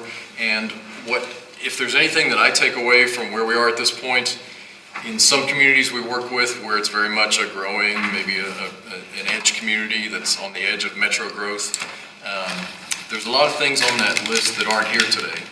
This list strikes me as a lot of things that are here today and people want to see continue into the future. There are a few on that list that might be something that's more of a more recent imperative, using that term as Jocelyn did. Just looking at the financial sustainability of the city is mentioned in here. But you'll also see a mix, as Meredith pointed out, some things that very much are physical things. People have used the word asset in our discussions, things that are physical assets of the community, but then some things that are a little broader, a little less, more abstract. So, I don't want to read that statement to you, but it's there on paper for you, and really, at the end of the day, that reflects those in-person conversations, the surveys, everything we've heard along the way, looking at previous planning work in the city, what's been the focus there, and circling back to what was coming up over and over in these discussions and through the survey process. The next level down is to look at guiding principles, and we look at these as now when you're getting to decisions to be made within that ultimate vision that you're having for your community. These are some benchmarks to look at when you make those decisions, and we've provided some of the key words off to the side. That's also in the document, and these again were the ones that rose to the top. We probably had a list of 20 plus of things that were possibilities, and some of those words that didn't end up being the key 5 are in there. They just didn't rise to the top as the ones that are the broadest, that capture so many things. And one thing that I appreciate Kathleen mentioning this, the anchored is especially, as Meredith said, when we were thinking about the physical city, and that's why you see some things like, as this group has talked to us early on, River, downtown, I know Mark's list, River, downtown, neighborhoods, all those key components on the ground of the community versus active. Active is more the people part, and in some ways enjoying all those physical assets that we've talked about earlier on the list. Authentic is a word we came to that reflects so many things we heard in conversation, and there's that list that comes under authentic as well. And connected, of all these items, and we do this work frequently, but connected is the one that's probably the most universal that you'll see in a lot of cities, because it captures that transportation aspect, and it also the bike ped aspect. Yes, sir. You want us to hold off on questions till you get through? I think it might be better if we gave you the full picture, if that's okay. No problem. I just want to clarify. Yeah. And then, but certainly this is the people part as well. And it shows up again and again in why people feel connected to the place and to each other living here. Engaged, of course, is just, this is an active community, as in a hearing like tonight, in terms of civic activity and interaction when it comes to key decisions. We wanted to capture that as part of the discussion here. And it's, again, something that people mention over and over, that this is an active community in terms of being interested in where it's headed and the city's role in that. So I mentioned those other visions and organizations, some of the people that are active besides the city and the community, and it was good to see at the end of the process that the same words, the same themes are showing up.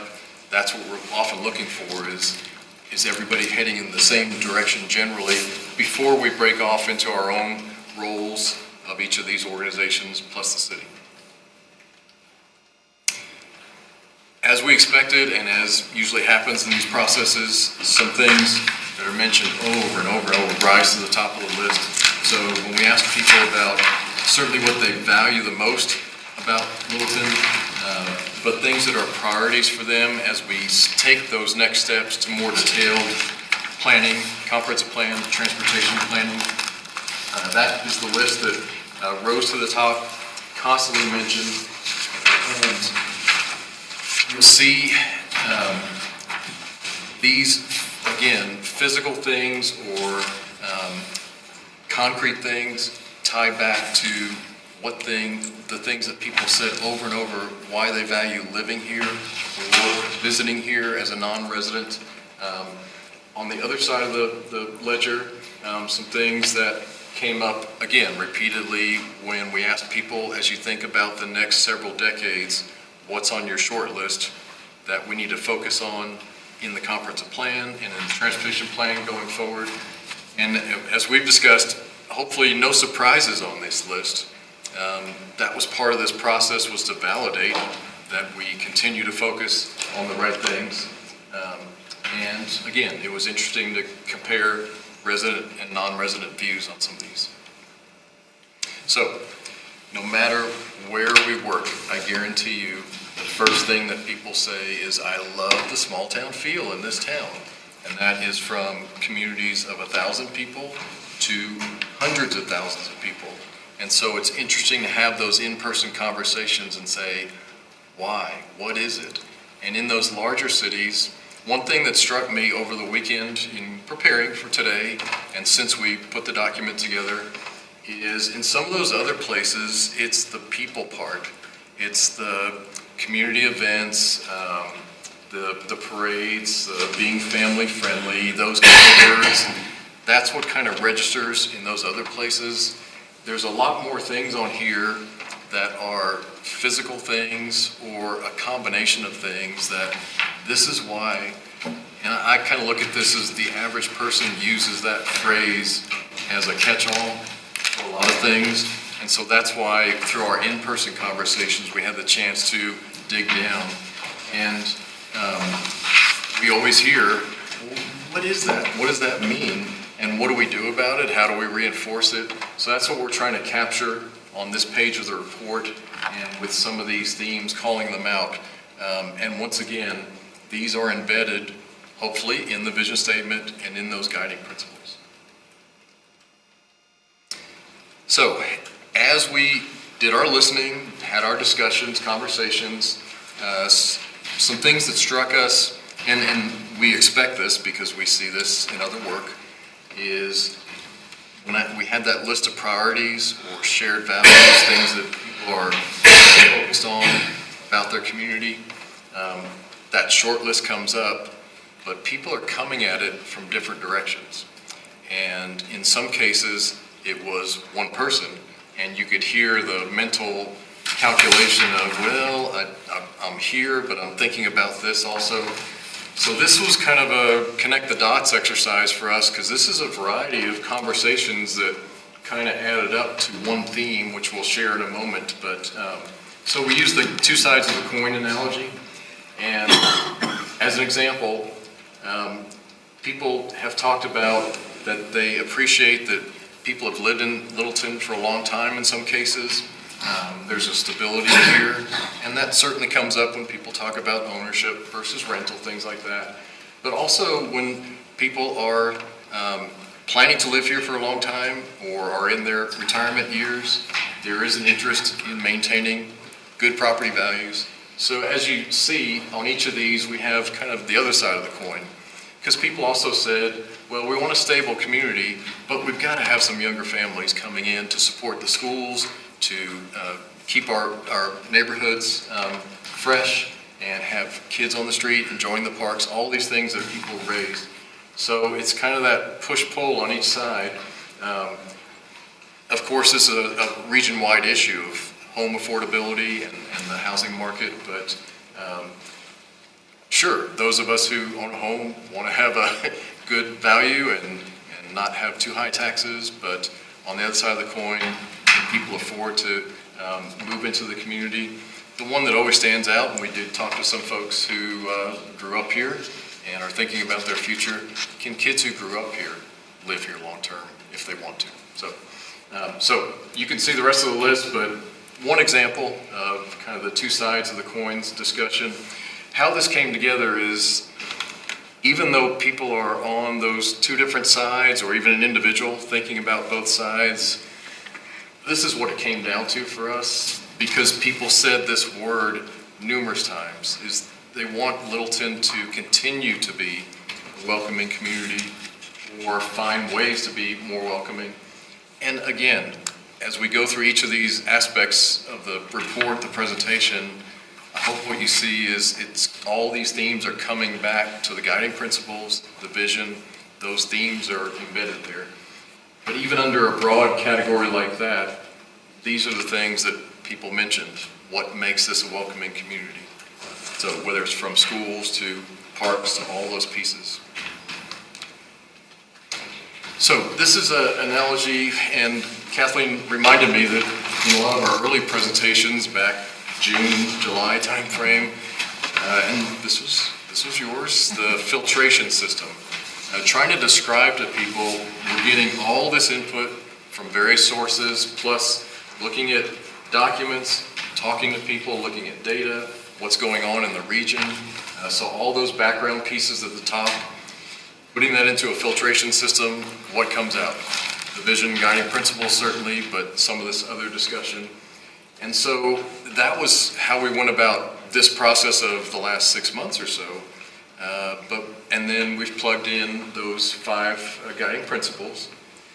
But this evolved, and I'll let you continue that thought. So, when we went out into the community, that's what we always said. It's like, we're gonna make decisions, right? So how are we gonna use a vision and a set of guiding principles? Like, it doesn't make sense when you're, at the YMCA doing a lunch and learn, they're like, what? So what I talked with them about is, so you kind of dump a decision in the top, right? It goes through the filters, and that end result, you say, looks and feels like Littleton, or you say, it's not working for me. Either we could make these modifications and try it again, or we say, this just isn't a good fit for us. And so as we started to think about how we could continue to use that process, particularly when we're in the mode of making decisions, it became clear that that was really hard to illustrate. So the direction that we went is to start to think about sort of the filtration that happens with the camera.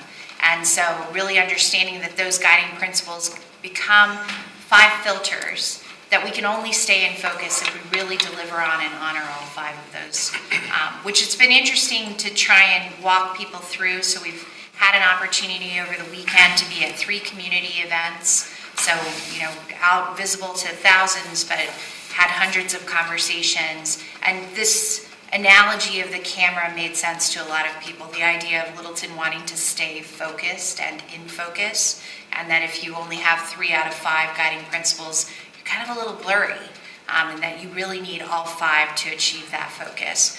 So we really wanted to give a tool as part of that, and an illustration so that that helps us through the process of the comprehensive plan and the transportation master plan moving forward.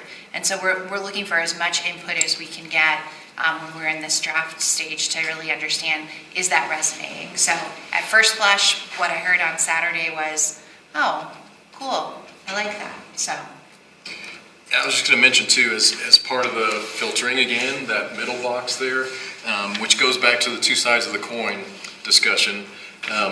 Something that we're taking away from this is, where do we need to dig deeper in terms of data or ongoing discussion to understand those 2 sides? And is it some perception issues? Can we bring some data to the table to understand the 2 sides and see if we can find some consensus there on those items? So we'll dive in, unless, do you want to take questions on that piece? Sure, we can stop there. Yeah, because then I'll dive in on the engagement piece. Maybe we can kind of parse those out, so you don't forget your questions or not off. So you're looking for just general questions so far on the presentation?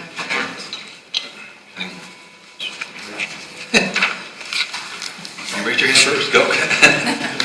On your guiding principles, I obviously understand what you mean by, connected meaning vis-a-vis transportation and so forth, and I have no problem with that. When I looked at the word, I immediately went to internet and 5G, as far as connected was concerned. That actually crossed my mind today because I saw a reference to it elsewhere that we did, and I should say, we have tried to capture what we heard and have tried to minimize us putting a spin on things That's actually something that didn't come up. Interesting.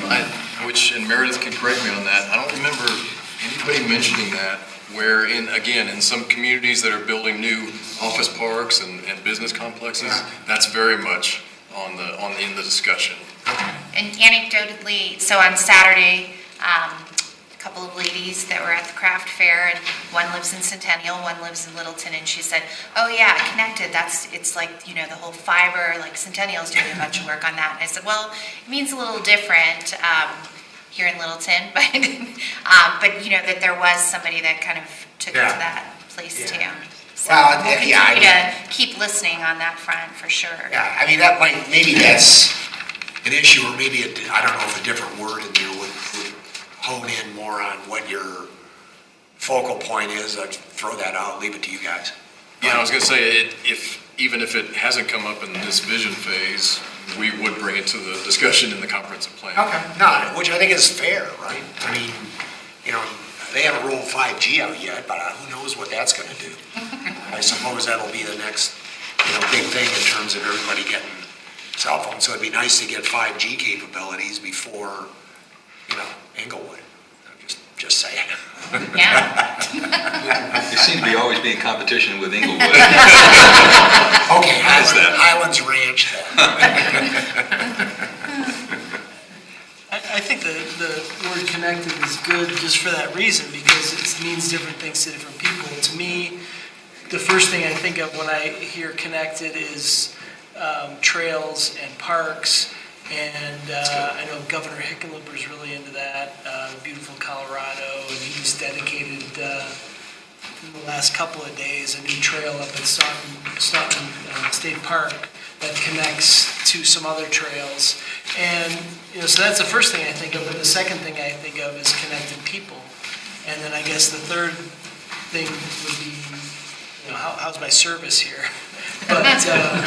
But I think just different people think of it different ways. I think that's a good thing, because just different perspective, diversity, and things that shows.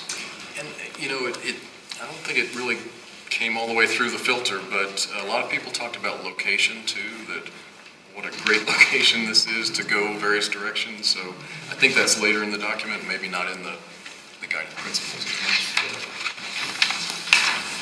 Mark, I know you were involved with the Citywide Plan 2014. The Citywide Prologue, yes, Yeah. as I call it. I mean, I was That's kind of... right, that's what it is. Yeah, I mean, I kept going back and forth and just kind of looking to see, compatibility and consistency. And I was seeing that. I was wondering if you feel the same way, or...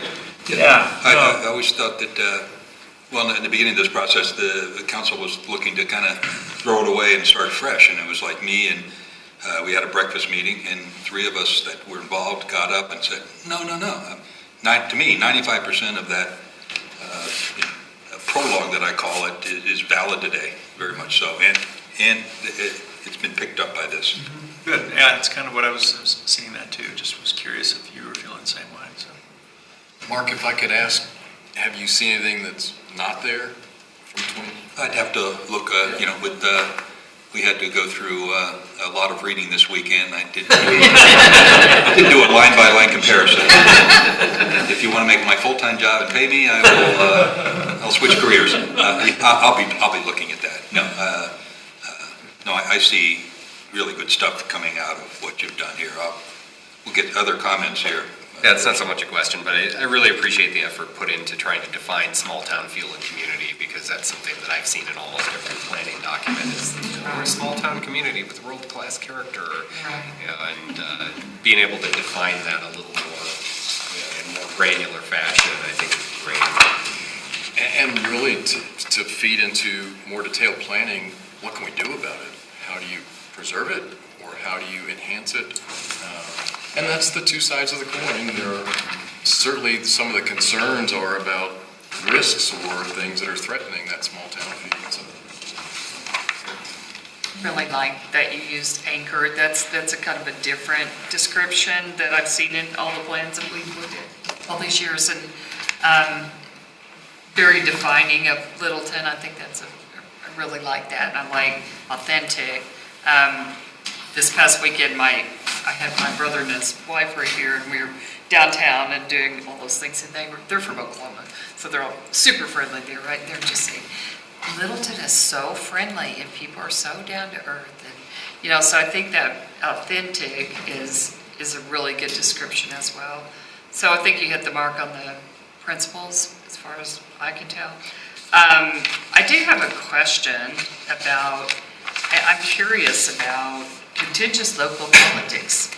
You know, I just would like to get a little bit of what you heard and what's the perception. I mean, I know we hear it in here or out there, but what are some of the things you heard around that? Certainly that was from external audience, that's a perception, because we asked people for, if they were non-residents, we asked them for favorable impressions of Littleton and then unfavorable. So that's where that came up. And then internally, I think it was, and I'll ask Meredith to validate, I think it was usually image related, you know, what do people think of us, how do we look when we are having our issues internally, and so I think it came up in that way. That was also kind of another two sides of the coin one. I read through every single survey comment and categorized them, and there were definitely people who felt like council members were only responsive to certain portions of the population or weren't responsive to their issue. And then on the flip side, there were people who felt like council was too responsive to, or only responsive to certain groups, and then people that felt like there were certain segments of the population who would try to disrupt meetings or have their viewpoint heard over others, or others who felt like maybe regulations went too far, or others who thought they didn't go far enough. So there were definitely a lot of two sides of the coin on that one. Is that unique to Littleton, though? No, is the quick answer. No is the short answer, the quick answer. But the active and engaged partly came from that. Even if it's contentious, after working in places where nobody votes, nobody comes to council meetings, nobody speaks at public hearings, at least that's where the engaged especially came from. And frankly, trying to put more positive spin on it, that people care about this community. They love this community, as Kathleen said. So that's where it came from. But yeah, every community has their squabbles. I did want to mention, you mentioned Oklahoma. That was an example I was thinking of a place we worked recently where there was never a downtown in a community, and it's just a bunch of subdivisions. There's no sense of place there. But what's the first thing they say? I love the small town feel here, and I love the friendly people. That's always number two, no matter where we work. Everybody's so friendly here. So that's why it was so important for us to put those on an individual graphic and page of all the pieces that are here that other people are trying to create and wish they had, and it just doesn't work all the time. I'd like to add, I do agree with the principles they feel real to Littleton. They seem to me to be focused on the social aspect of living here primarily, the cultural, the people, how we interact with each other, not in the physical environment, which I was kind of surprised that there's not a principle that's focused on our physical setting, our nature, our environment. We have a very comparatively, I think, an educated workforce and population here. They care deeply about their environment. We hear that at our public hearings and our meetings. The idea of sustainability, I know that the S word has kind of fallen out of popularity, but resiliency and keeping the place intact and vibrant for future generations, I think, seems to be missed here, and maybe it gets picked up in future iterations, but I just thought it was notably absent from what I'm seeing here. Yeah, I like that, the nature, it's kind of the junction of nature and city living. That word resonated with me. And how does, I don't know if that helps to guide future things, but, open space, trees, trails, and how those work with the built environment, just sort of that. I know people value that. I'm surprised it didn't. Yeah, or views, like our views and things like that, just how do we preserve that? One thing that's in the comprehensive prologue is, that's fairly prominent, is the word dynamic. Yes, maybe the active and engaged can fit there, but I didn't see specifically, I struggle a little bit to see where that fits in here. And I struggle with that word anyway, but. I do too, and I need to go back and look at what was under it, what it meant at the time. Yeah. And it's not a word we ever heard in our discussion. We'll bring in Andrew Graham and he can explain. Past planning commission member, and I call him the poet laureate of the planning commission.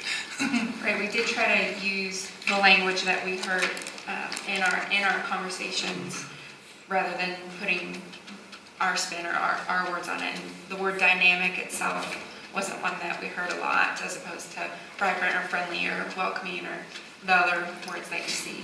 Yeah, I think that's probably the most important thing, is to hear from the community and what they think, and rather than try to fit what we've had.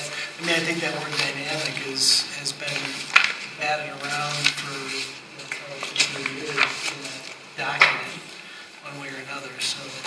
Yeah, I think, and one thing that was on our mind coming into this is it's a largely built-out city. We know there's some key locations that are not built, but so it's, and that's part of the anchored theme as well. But it's interesting that something that was pretty prominent in the external perceptions when we asked people about Littleton was things like old, stale. I mean, there's some interesting words like that. So there's a perception of it being a place that's not dynamic. So interesting to hear that from. Well, yeah, and I think that speaks to the population here, and some of the points there of trying to get younger families in and more diversity. I think there's plenty of people who are, as you get older, at least for me, my observations, you kind of get more entrenched in your ways and become less dynamic. So I can understand that. I have 3 or 4 points I'd like to bring up. First time I met you, I mentioned that it was my desire that you be a chauffeur and not a driver of the envisioning process and the forthcoming comp plan. I think you've pulled that off here. You are a chauffeur. You're not driving as using templates you used elsewhere. I think you've captured quite a bit of what Littleton is. I come to one sentence that to me stands out like a giant light, and that's fierce sense of stewardship. There's the expression, don't mess with Texas. I got to come up with something that's good for Littleton that rhymes. But, you mess with Littleton, pitchforks, and you'll be tarred and feathered and tossed out of the community. People are fiercely protective of Littleton. You've captured that. Can I just say? Yeah, that's a two sides of the coin one, like others in here. Yes. Some people think we're not doing enough on that front. Right. Some people that say that's job one. If we're down the middle, is that okay? I guess that's fine. To be Find in determined. that middle. Yeah. As you said tonight in your deliberations, balance. Right. Where is that balance? Okay. The other point that, one of the other points that I thought of as I was reading this was I was in Chicago recently. It's such a large city. You can't get your hands around it. It's so big, and therefore the smaller little neighborhoods become all important. Littleton is different. We're small enough and you can get your hands around this community. The whole town is a neighborhood, in my mind. It's not Aberdeen Village or Heritage. So those are important, but I think people feel like the whole town is their neighborhood, unlike a larger place like Denver or Chicago. That's a very nice distinction to have. I'm just going to read this verbatim. My first impression when I read this well-written, not just because I agree with the points, the process, and the conclusions, but because it is well-written, clear, concise, sometimes poetic. I always disparage planning, do this to Jocelyn all the time. I disparage planners that most planners I know can't string together 3 sentences into a proper paragraph. This is well written and clean, and as I mentioned, sometimes poetic. So to me, it was a good job. Thank you. Other comments? I was thinking that was only 3 points. Did I miss it? Was that, oh, ended on that? Okay. I thought I only heard 3 points, but Oh, maybe. let me see. 1, 2, 3, 4. No, you got 4. Okay. Well, I commented on the fierce sense of stewardship. Oh, that's right, yes. Well, are there anything that has been left out here that is it too short, too long? Major points that have been left out that stand out for us? This group comes in occasionally. I mean, they know Littleton a lot better than 6-7 months ago, but we've lived here a long time. Anybody got any comments about what's been left out or what could be improved? Gosh, you have a perfect document. Okay. As far as what's been left out, that was one of the comments about the physical aspect. One thing I wanted to say there, because of where we're headed into the comprehensive plan revisit now, is these don't stand on their own. I mean, it's vision and guiding principles that hopefully can guide decisions, but there's the whole next level of comprehensive plan detail that will stand behind it and reinforce it. And so I think that's where more of the physical will come in. And that is what's different from these types of statements in, again, rapidly growing, lots of open land type communities, that it is much more about the physical that we want and we're still building. So yeah, it struck me too that it has more of a social aspect to it maybe. So I think it's more on people's consciousness. There's sort of a crisis of climate change and urban heat islands, and all these things that folks are talking about, and how can we as a town or city address those issues. I want to comment about the community input that you got. I've been involved with a lot of studies over the years where there's very little community input, or whole segments of the community, business people, what have you, property owners that are not consulted when we come up with area plans or corridor studies.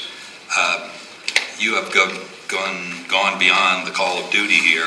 The response numbers were fantastic.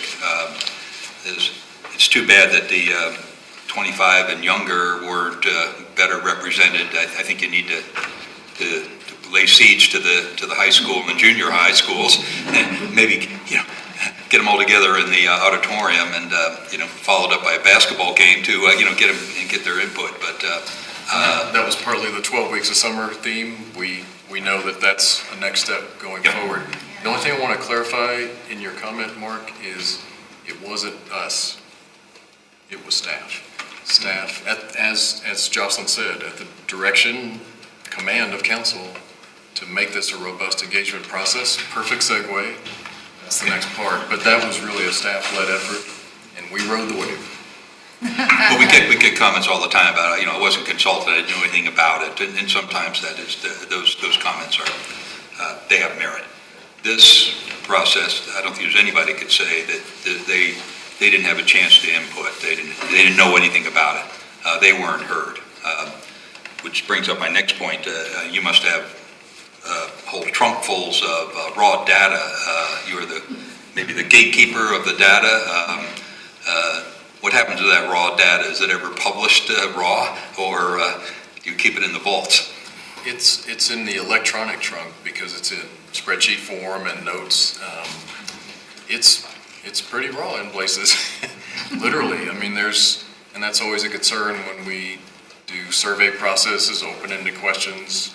There's some interesting material there, but it's all there. I mean, we have it.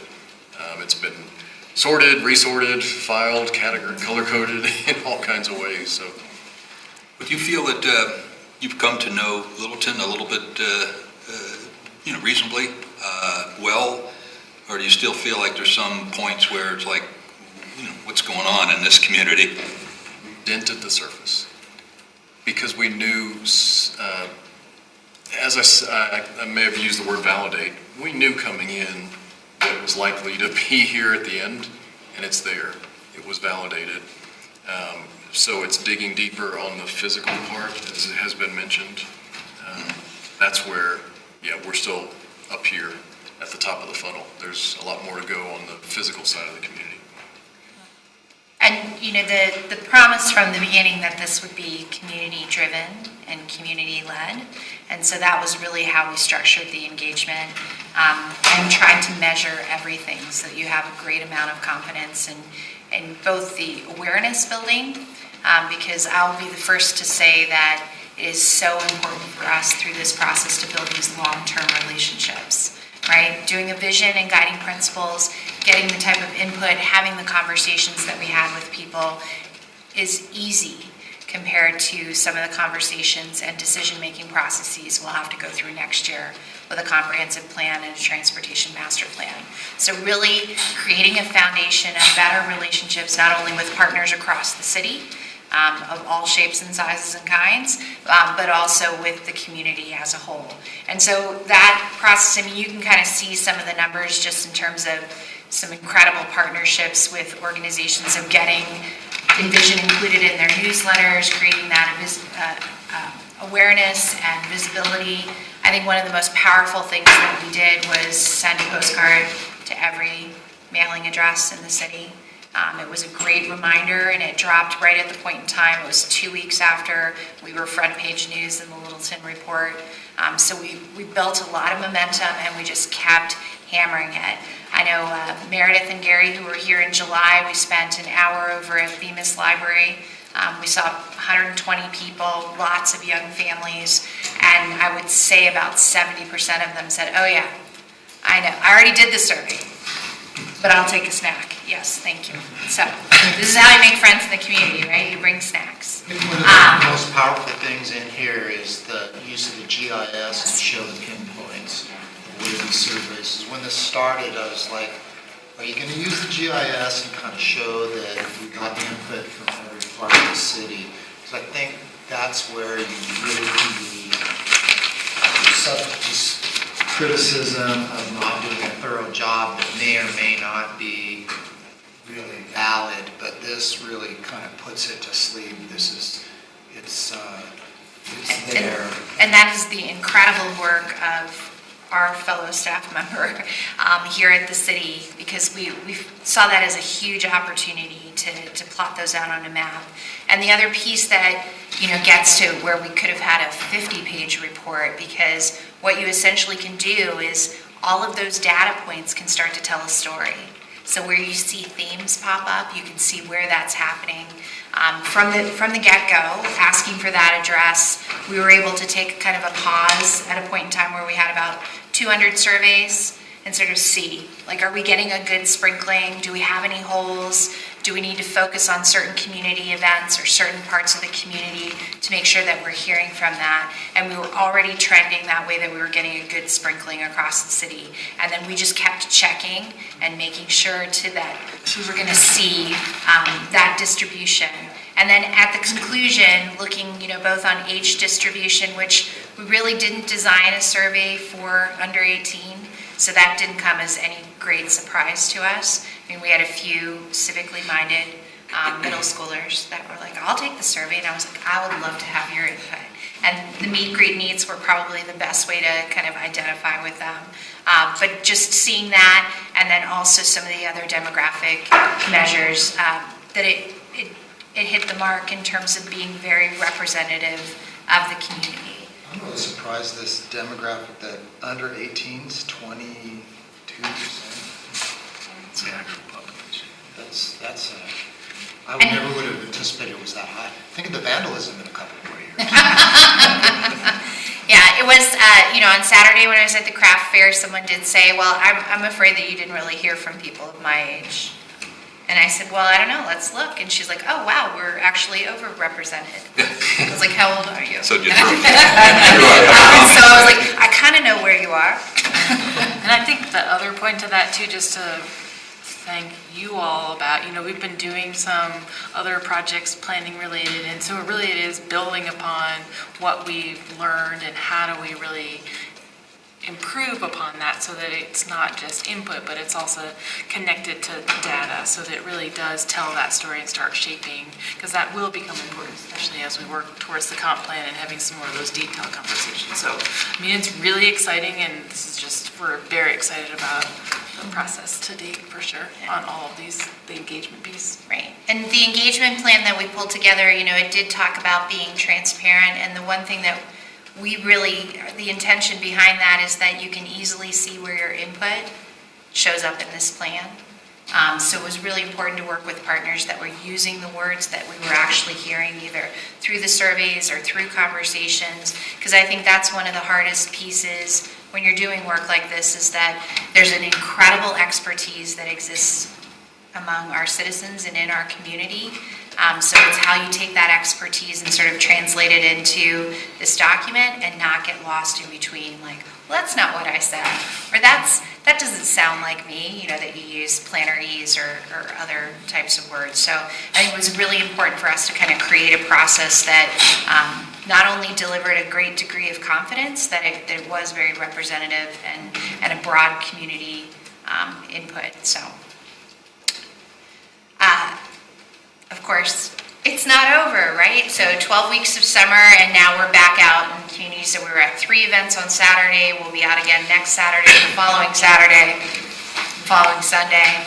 And we've circled back with all of the different groups that we've met with, when there was an opportunity to be out in the community with a specific group, to circle back and say, you provided, like, for example, the ACC just sent so much information and built so much awareness among their student body. It was a great partnership. So going back to them and saying, we sat down with the vice presidents and had a great listening session with them, going back and saying, can we bring back the draft for you to take a look, or other groups like the realtors, or I'm trying to think, like, there's just so many. Town Hall Arts Center, Hudson Gardens, and so faith-based communities, and so really making sure that we not only go back and say, thanks for all your support in this, we have a draft, we would love to get your input, and what's the best way to do that. So that continues through October. We're hoping to sort of end that by November 2nd to keep us on our timeline so that we can reach those next steps. So you want to walk us through what's next, Jocelyn? And the other point to that, Littleton, actually it's Envision Littleton, that website is the other piece of where we will also put the draft out there as well, just really trying to create many opportunities for people to give us input. So yeah, with that, as remember where we started from, council direction to do the vision all the way through to the comprehensive plan, and take on transportation master plan. I mean, the point of this slide is just to show you that continuum, recognizing that, probably in a perfect world, we would stop time and do one of these kind of at a time, and maybe, within a longer span of time, but recognizing that the world is continuing, and we really want to make sure we get this both done the way that, with community engagement, but really get it completed by the end of 2019, the comp plan and transportation master plan, and then take on from there the more robust looking at our entire land use codes. As you guys know, we've been kind of chipping away at those incrementally, because again, we realize we can't stop time, and there are some, things that come up that we need to manage within the zoning codes. But here's the overall schedule moving forward. So. Does the transportation master plan, I think it does, dovetail in with the regional CDOT transportation study to the timelines that match well with that? There's actually quite a few things happening on the transportation front both at a county level and a regional level. So when you look at some of the plans, if you look at an agency like RTD, they're about to kick off at the end of 2019 their long-range planning effort. So that positions us really well to have a lot of great input. The Metro Vision 2050 for the Regional Council of Governments will also kick off a similar time frame. So again, puts us in a really good position on both fronts, both land use and transportation. CDOT's doing their statewide transportation plan now, which there will be some corridors, obviously, that fit quite prominently in that planning effort.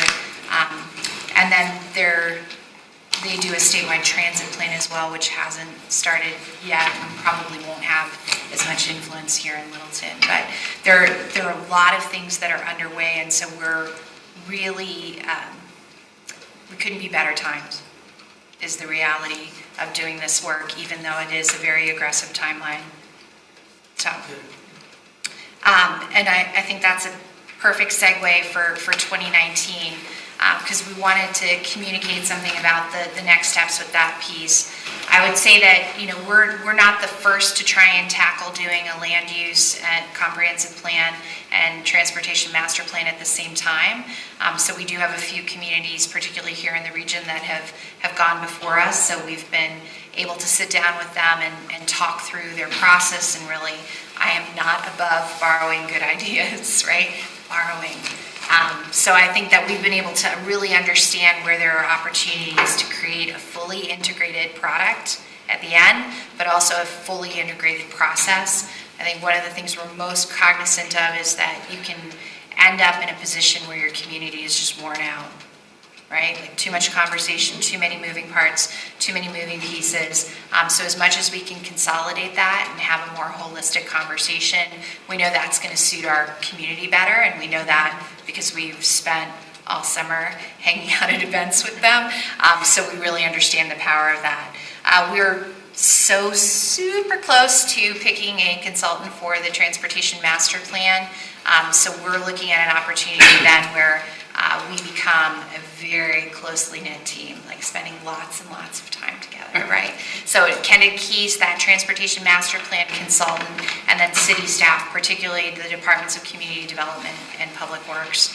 And we've had a great opportunity, Jocelyn and I, to sit in on all of those interviews for the consultant teams, and that integration, we're already building a lot of that rapport that's going to become so critical next year when we're moving these two plans forward. I think the most important thing to sort of end this evening on is that it's going to take a lot of partnership, obviously with staff, our consultant teams, but most importantly with bodies like the Planning Commission, City Council, and then creating a few guiding bodies that will help us get through this process. I think it's been striking with cities that have gone through both a comprehensive plan and a transportation master plan that they've said that there's such power in bringing those two things together and keeping the branding very simple. And so I think we've set a great precedent with creating Envision that has enough room to cover both of those things. And we're looking for the potential of setting up a coordinating committee similar to what other cities have done, both for the recommendation side, but also to work very closely with us on those public engagement strategies. We're also looking at an opportunity for a speaker series throughout each of the phases of the project and really link all of those things together. And then, of course, looking for some help on the technical side that would include staff and other regional agencies so that we can also think about the logicals, right, like a CDOT, an RTD, a DRCOG when we need them, but also other agencies like a Tri-County Health, and make sure that we're addressing things like sustainability and health through their lens and the work that they do here in our community in Littleton. So with that, I would love to answer any questions about both engagement or if something's occurred to you on the plan itself. Well, ears wide open, right? One comment, it's fasten your seatbelt. It's going to be a hell of a 2018. I met one of your former colleagues on Saturday, and he was like, good luck. As I always say, past estimates that I've heard a long time ago, such and such will take a year. I always doubled it, and sometimes I double it again, and usually I was right. This time I was using the same formula, and it's breathtaking how it's sped up, which is great. We're actually committed to getting something done in a timely manner. It's not something that Littleton does really well, so now's our chance. And things that we've been doing the last year and a half have geared us up to tackle this. Yeah, and that's why, particularly on the engagement piece, we needed to go into that with such great intention, and we were being really clear about how we wanted the community engaged, because it is hard to kind of keep pace sometimes because you have all of the concerns of your everyday life, right? So having built those relationships this year, that was one of the most important things that we can do for this process, and keep those ears very much open and constantly listening. We did kind of say, like, we wish we could stop time, but we don't get to live in a bubble through this whole process next year, so that evolution needs to constantly be happening, that we can kind of adapt to what we're hearing and find those new areas for collaboration as much and as often as we can. Did you just read that? I think you used every word. Yes. I don't know. It's like I've been presenting it all summer. It just rolls off the tongue now. Once or twice. So a couple observations that I think are unique about Littleton, and thinking about how they would be engaged in this process. Really exciting process. I'm really looking forward to it. One is parks. Littleton has our own parks, but then we rely on South Suburban Partnership. How would they be engaged as sort of a green infrastructure component of the city? That's one question. And then, looking at the GIS map in here, it kind of made me think about, well, how many people did you encounter that didn't know whether they were in Littleton or not? I mean, that's always because there's an identity thing. People really don't know whether they're actually in Littleton or not, because they have a Littleton address. Yeah, we have an actual number for people that said they were a resident, but in reality, When we mapped their address, they weren't. Yeah, well, I get into arguments with people. No, you're not. Yes, I am. No, you're not. Here's the map. Yeah. Well, Littleton is like 300,000 people that have a Littleton mailing address, and 44,000 of us are lucky to be here. Right. So do we annex all those people there, or do you just say you have to change your address? But it is interesting because we've been recognizing some of the planning that's been going on with like a South Suburban. So we sat down with their board of directors during that listening phase to make sure that we were kind of synced up in terms of what they were thinking about. And then we'll be back in front of their board. Jocelyn will be presenting to their board mid-month to show them the results of the draft and kind of see how they're feeling about the direction that we're headed. We're seeing a lot of parity in terms of the type of vision and even guiding principles that they had in their plan. They just did a master plan. Yeah, exactly. And that's gold for us when we think about those pieces, because that's, the reality of any decision we make and the work that we do is that we can't do it alone. We're going to need partners, and so knowing what you want is probably the best way to be a partner when you come to that table. And probably I would say too, the other pieces on this, we haven't gotten to this level of detail, but on that technical advisory committee, there's probably some role when we get into the weeds on this thing that they participate on that capacity, because you're right, they do function as our parks maintenance district, I guess, if you will, for Littleton, and it's a very important piece for sure. So just a homework assignment for all of us. If you'd probably were trying to read everything and maybe didn't have a chance to read this super carefully, and you might want to compare it to the 2014 comprehensive plan prologue.